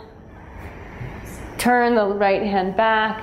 Inhale, lift the hips up, the chest up, cross the arm over. Keep lifting the right side of the chest more, bowing the left side of the chest back towards the earth. Coming even, spreading the heat organs out. Exhale and release all the way back down. Great. All the way down to the floor. Bend your knees, roll to the side, press back downward facing dog.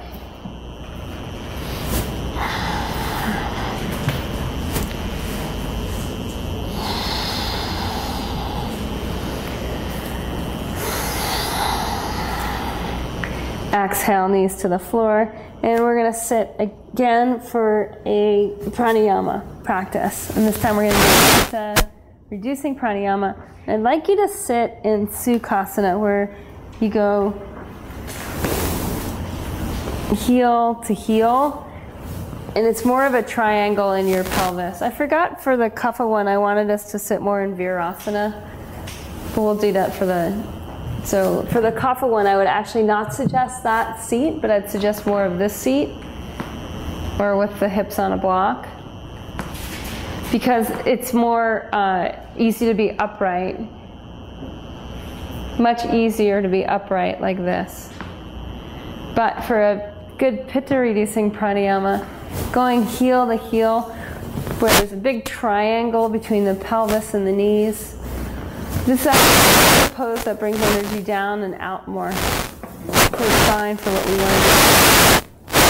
And I'm going to guide you through a pranayama that has some imagery that's good for pitta, good for summer. So whenever we have that, it's like super aggressive, intense agenda kind of thing going on, that we can do just a simple practice. Does that resonate for anybody? Right? Yeah, me too. So we can do this practice that I found really helpful. And part of what I call it, I use this term a lot. I start to invent terms, and one of the terms I've invented, I think, for this Pitta type tendency is just to run the inner AC, to turn the air conditioning on in the inner body. So the inner body, when I say inner body, I'm talking about the sushumna, or the central channel, crown through root. That the inner space, we can just keep it running air conditioning. We can just keep it running energy. And as we do that, it allows more of a Pitta mind to stay in the body, connected to the body, connected to making good choices for the body.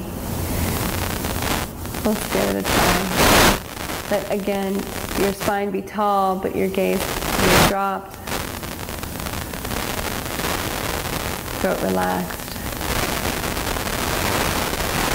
Aware of this channel, crown to root.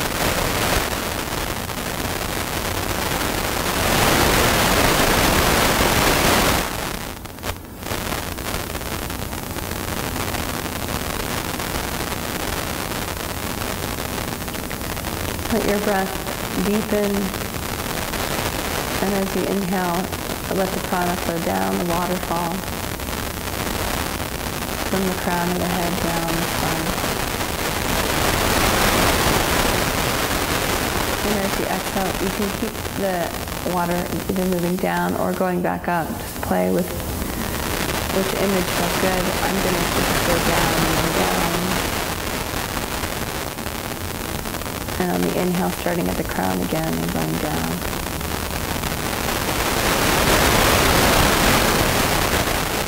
Cooling and opening this central axis so that there's a timeless beingness in the core.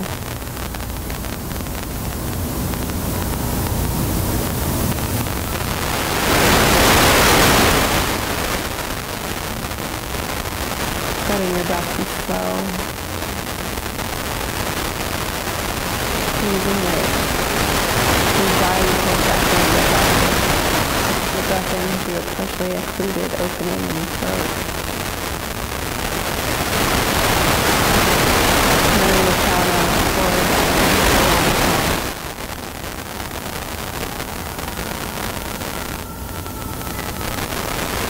You can do this in a way that it feels good, that the prana is shot through with love.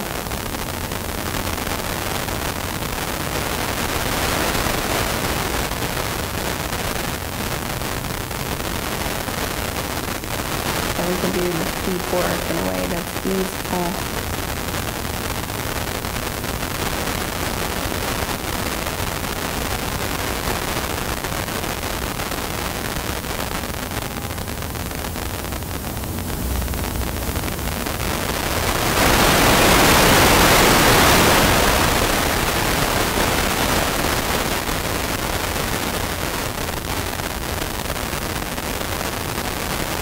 Coming back to the image of this inner body, a cool channel.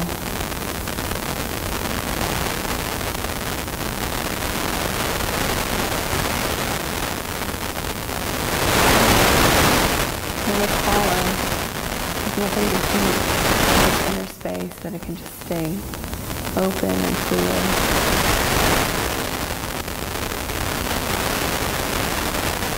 Keep the central channel open in your inner eyes. Let your eyes open.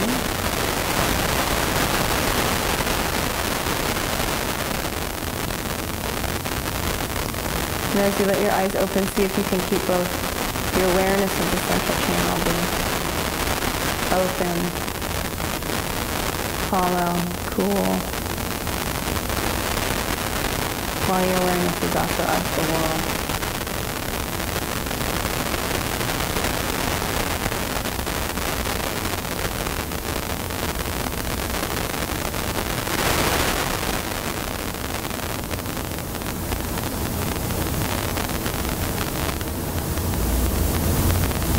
All right, so any questions on Pitta or Pitta reducing practices? poses. Do a lot of hip openers, grounding. Well, because Pitta energy goes up and in, and hip openers bring energy down and out. So I always do hip openers with Pitta stuff. Hip openers and back bends. The hips have to be so much more open to back bend. And the hips and shoulders have to be open to do a good back bend. And hips first. So yeah, I always do hip openers with Pitta stuff. And back bends. I mean, the Shalambhasana series is also a great series where you're lying on your belly and you're lifting one leg and one arm, or other leg, other arm, or both legs, or both arms, or all that. Dhanurasana, Cobra, all those poses help to release some heat. And then some of the more big dynamic standing poses, Ardha Chandrasana, where you're stretching the limbs apart a lot, but you're really grounded and opening your hips. So are all also going to be great for Pitta. And then inversion, like the one big inversion is shoulder stand. That's cooling. But not doing much headstand, handstand, that sort of thing. I mean, you can do any pose in a way with a cooling attitude, but some poses have a natural affinity to letting that heat release. Other poses have a natural affinity to building that heat. I think the big takeaways are inner AC, run the inner air conditioning, keep the central channel fluid so it doesn't get congested with heat. And the other thing is just keeping the organs cool as you practice, and just noticing when you're in violation of that, or you're pushing too hard or whatnot. For most people, the practice it'll go deeper. It'll be a very deep practice that honors, builds integrity, keeps us in line. Most Pittas are so used to burning beyond the edge of their integrity. They burn themselves out over time. They push and push and push, and then they recover. And so this is trying to redefine that relationship, that way we can have a more easeful, more pleasurable, more graceful relationship with reality, and how our body can show up and what's good. Yeah, good. Ready for Vata? Vata reducing practice. Go ahead and stretch back, downward facing dog. I'm gonna find some light.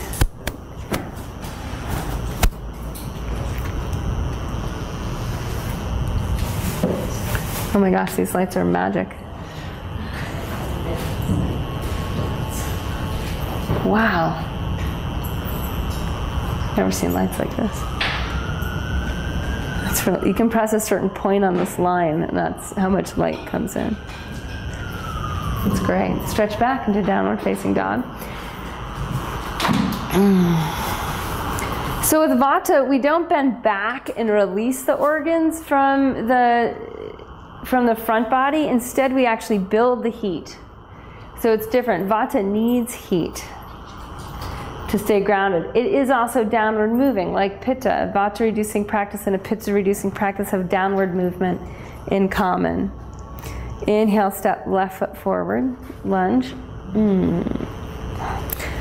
Good. Exhale, step left foot back, downward dog. Just moving because we were sitting. Inhale, right foot forward, lunge. Exhale, step back. Inhale, left foot forward. Bring the right knee to the floor, left hand to left hip, right arm across and deep twist. So what I want you to notice here is how, go ahead, do a deep twist. Palms together. Good. Look towards your waistline. Squeeze your feet in, shins in. Good. Thighs in. Look towards your waistline. Try to lift your kidneys up your back. Draw your waistline away from your leg and lean your back body back. Lift the right side of your torso towards your left leg. What's happening in your colon here? What do you notice? Expansion or compression? You feel that compression? Everyone try to walk more of your right side body on the other side of your left leg, getting in deep. Try to get your right armpit on the other side. That's it. Try to touch your nose more towards your belly button. Lift your waistline away from, yeah. Do you feel that compression? It's like serious.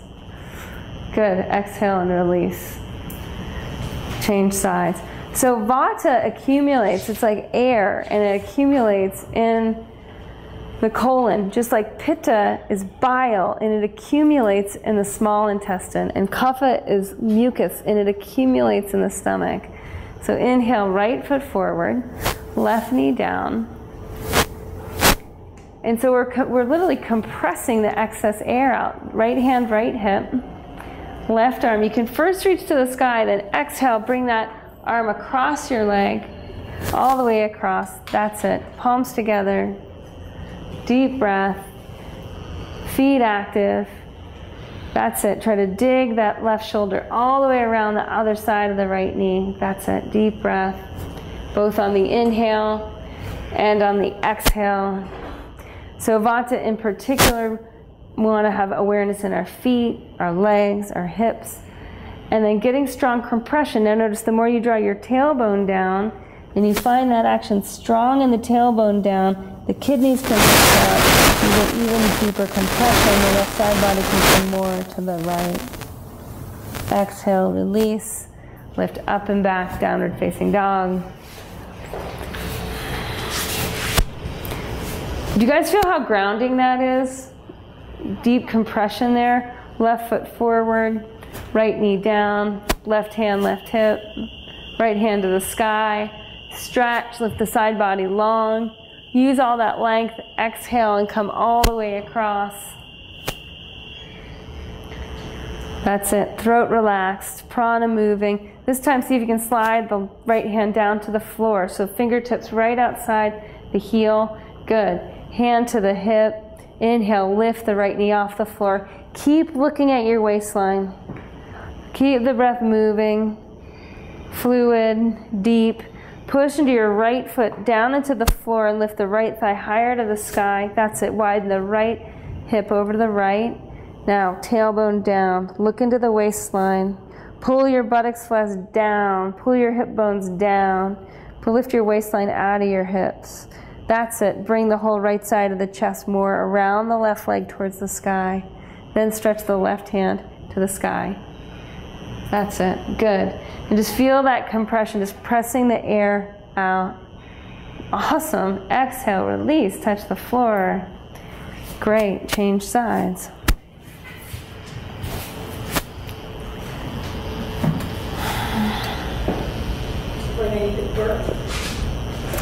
Burp or fart, right? I farted before. I've never farted while teaching a yoga class. Sorry about that. Other side. Had some garbanzo beans. Gassy. So, a natural response to a vata pacifying class is people should fart. That's kind of how you know you're doing it right. People will be like, excuse me, I need to step outside for a moment. Yeah, or burp. But if burp is going up, so you want to hollow your groins back more. Does it feel more indigestion-y?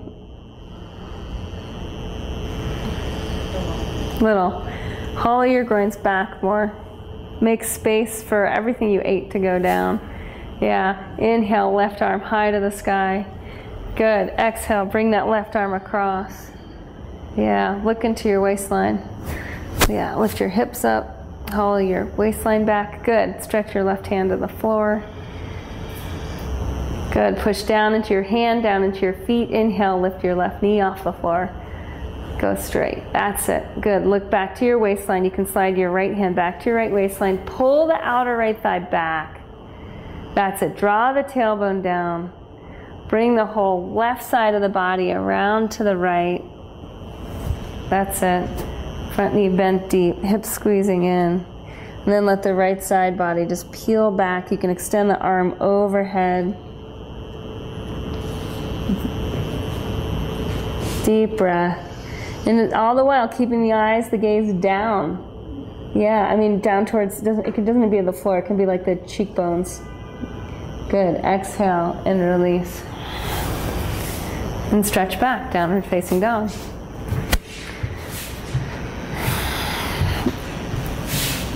Inhale and step your right foot forward, lunge. Left heel down to the floor. Inhale, windmill your arms up, warrior two. So I'm going to show you, like the pose itself, like a warrior two pose, might not be considered to be like the most vata reducing pose, not compared to forward bends. But standing poses, when done steadily with awareness in the feet, can very much reduce vata. So exhale, bend your front knee deep. The last time we did this was like in a kapha reducing practice where we really bent the front knee deep and we worked really hard. This time I want you to do it, just plug into your feet, just feel into the earth. Grow roots with your feet. Pulse with your feet so that as you inhale, you pull your feet closer together. And as you exhale, you push your feet further apart. Isometric action. Good. Inhale, pulling feet together. Exhale, windmill your arms down. Touch the earth. And then step. Left foot forward and right foot back. Heel down. Inhale, windmill your arms up. Exhale, bend your front knee to a square. That's it. So inhale, pulling your feet towards each other. Feeling the earth. Exhale, stretch back down to the earth.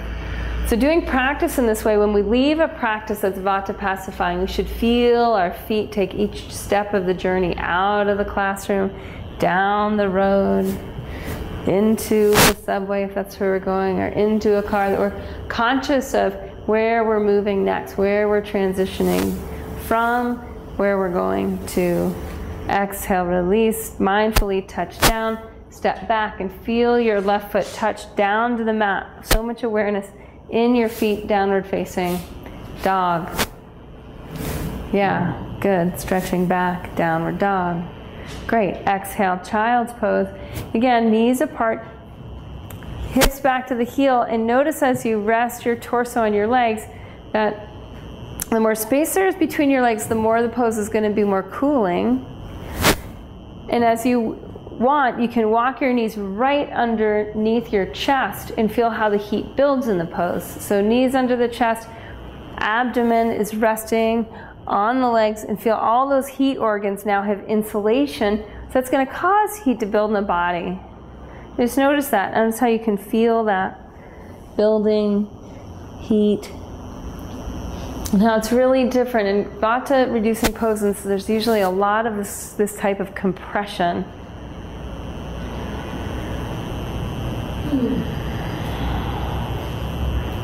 And if that doesn't feel comfortable because your head's too far off the floor, put your hands underneath your forehead.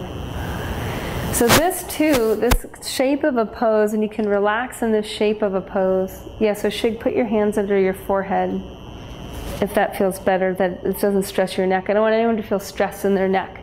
So you can also make fists under your hands and put your fists under your forehead. I just want you to feel compression for a moment or two, and the stillness that vata can practice being still. And this can be very hard. Vata often tends to fidget or move, but just practice being still, being a ball.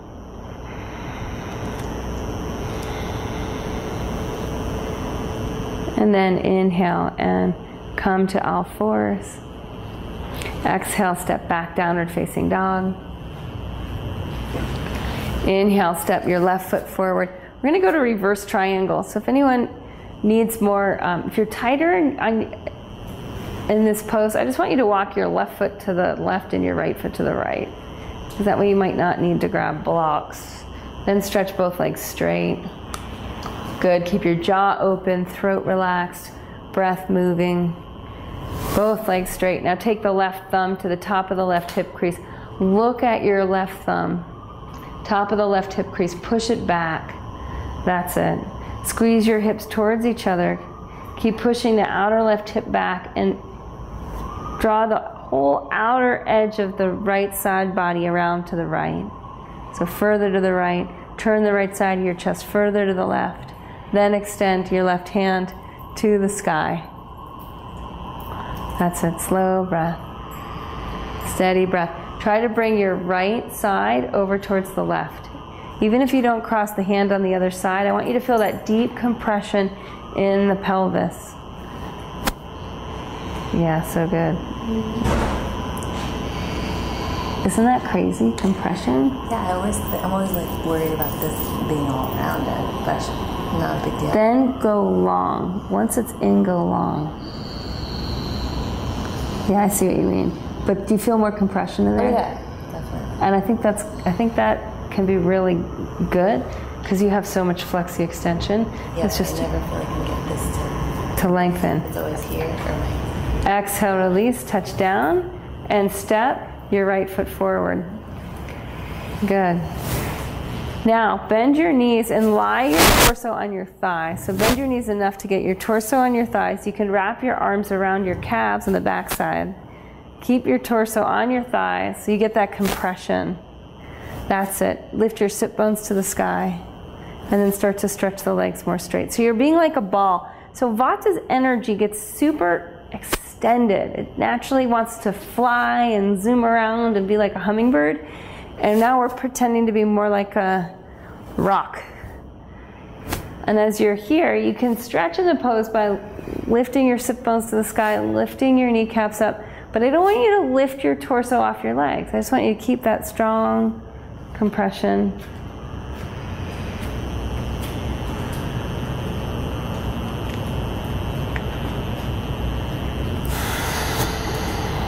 Good. And then exhale, and you can sit down on your mat.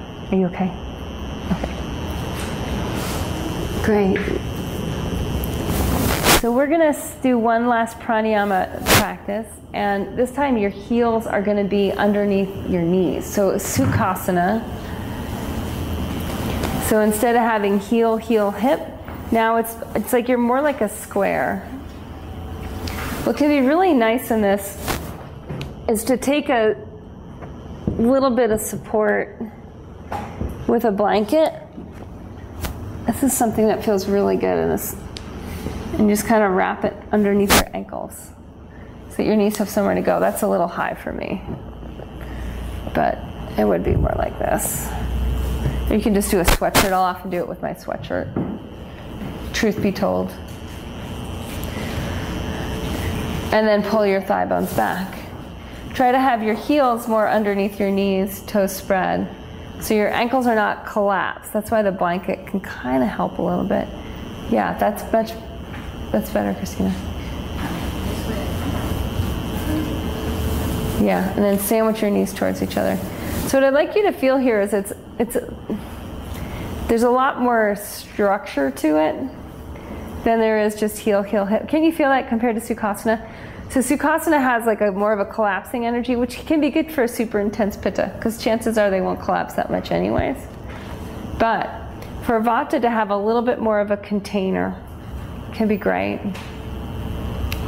Yeah. And just let your gaze drop or your eyes close and return your awareness into the center channel. We're going to bring more awareness to the pelvis in this, and it might even be helpful to take your hands right on the top of your pelvic bones. So you have your thigh bones and then your hip bones just on top of your hip bones. And press just down, just gently down as you inhale. And it's almost press down and let the inner body relax down.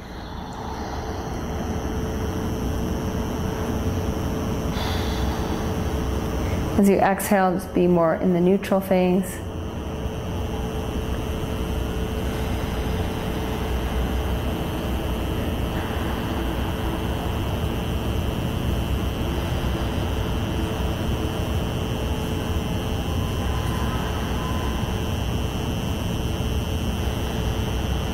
And just bringing more and more awareness to the pelvis, rooting down.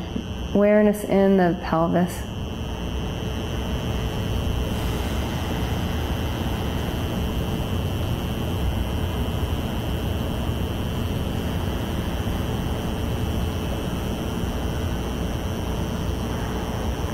Breath is slow and deep.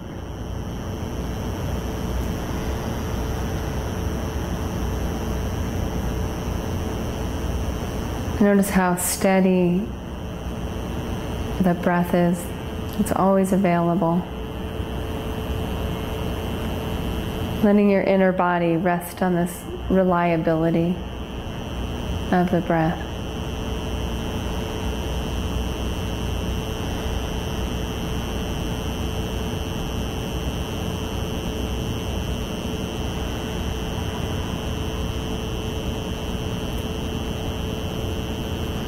Feeling the earth beneath you. The earth is steady, dependable.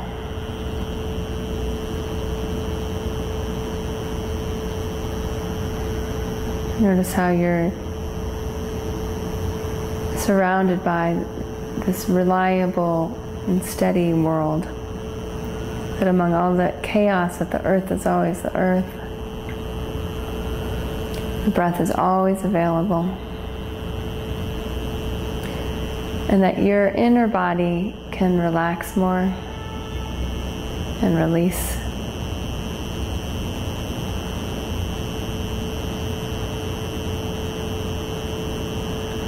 And as you relax and release, the natural rhythm, the natural drumbeat of the universe, it regulates your heart, it attunes your beat. There's nothing you need to do. Just let go into it.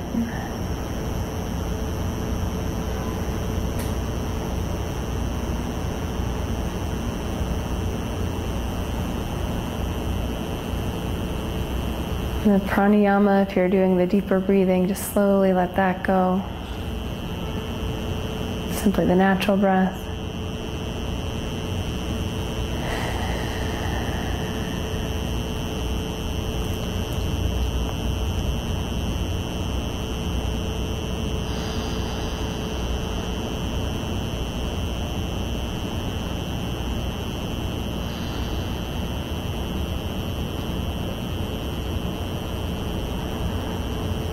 Notice that the breath's beat is like a steady rhythm. The breath has its routine. And in balancing vata, we want more routine. Eating at the same time. Sleeping at the same time. Moving at the same time every day. Creating more reliability, just like the earth.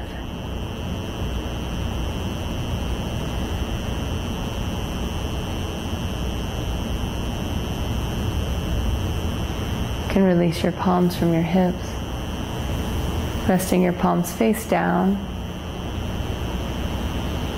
and noticing if you feel more rooted, connected.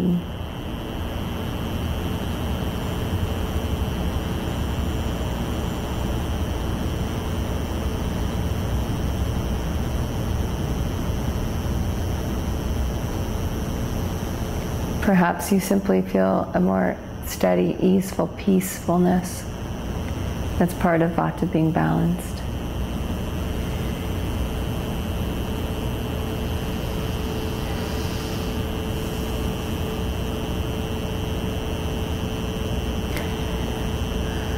And create an intention for the rest of your evening to carry this energy,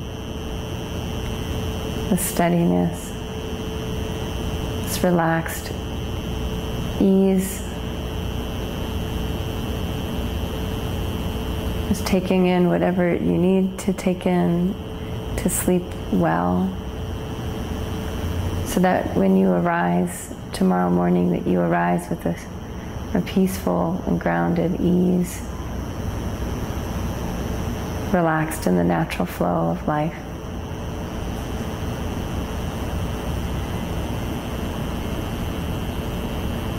And on an inhale, you can draw your palms together in front of your heart. And to seal our collective intention as we collectively feel into this, we'll end with an Om. You can draw a slow breath in. Om.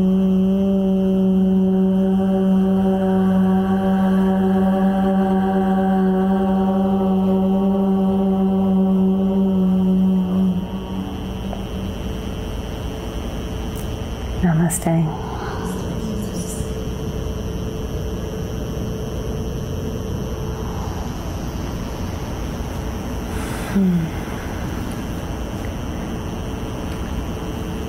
I do want to create space if anyone has any questions about the different practices for the different doshas. Yes. I just have a quick question, because most people are a combination of two doshas. Yes. Most people. So in terms of creating a practice, do you go towards the more predominant of your doshas, or do you put them together? You know, I mean, when I look at my own personal practice and like, I'm Pitta Kapha, is my practice a Pitta Kapha reducing practice? I have a pretty active practice. I almost always do inversions for the density of my body, but in general, I go more with the season and the day and what's going on with my life. And if I'm like running around or traveling a lot, I'm going to do more of a vata reducing practice. So I go to the bigger picture first and then zone in. If I had more vata in my constitution, I'd spend a lot more time on the floor than I do in my practice. That's another place we get that compression is straight from the floor. Like we do it forward bending and compression in the abdomen that way, but also just pressing the legs into the floor. We get that compression that way too. So I'd spend more time on the floor. Yeah.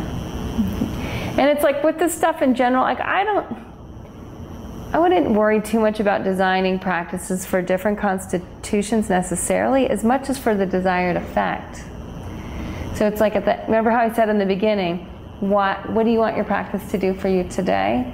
Why are you coming to the mat today? And whether you're teaching or whether you're doing this personally, that's the question to be asking. You know, if it's like at the end of my practice, I want to feel more grounded, well, you better not spend this, you know, the practice like looking. So many people's eyes go up in practice, right? So you better not have your eyes going up in practice. You better have your awareness going down, eyes going down, breath feeling down into the pelvis. So I would go, you know, especially in the beginning when you're playing with this, don't get too hung up on the complexity.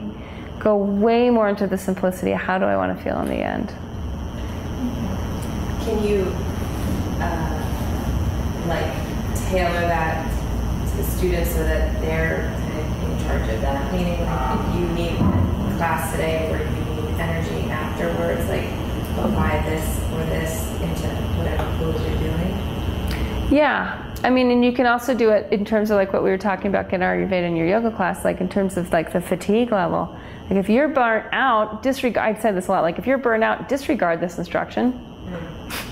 This is not for you, right? But if you've got energy to burn, turn it up. So then they're there and they can start to self-regulate. Like, oh, right, she's giving me permission not to be like aggro girl next to me, you know? Yeah.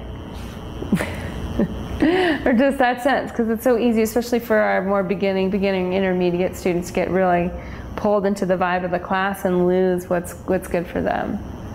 And we do want to teach like how to listen. So yeah. Good. Well, great. It's been really wonderful to be with you all and have fun playing with this. Give me send me an email. Let me know what you learned or what struck home, and I look forward to staying in touch. Thank you. Yeah. My pleasure.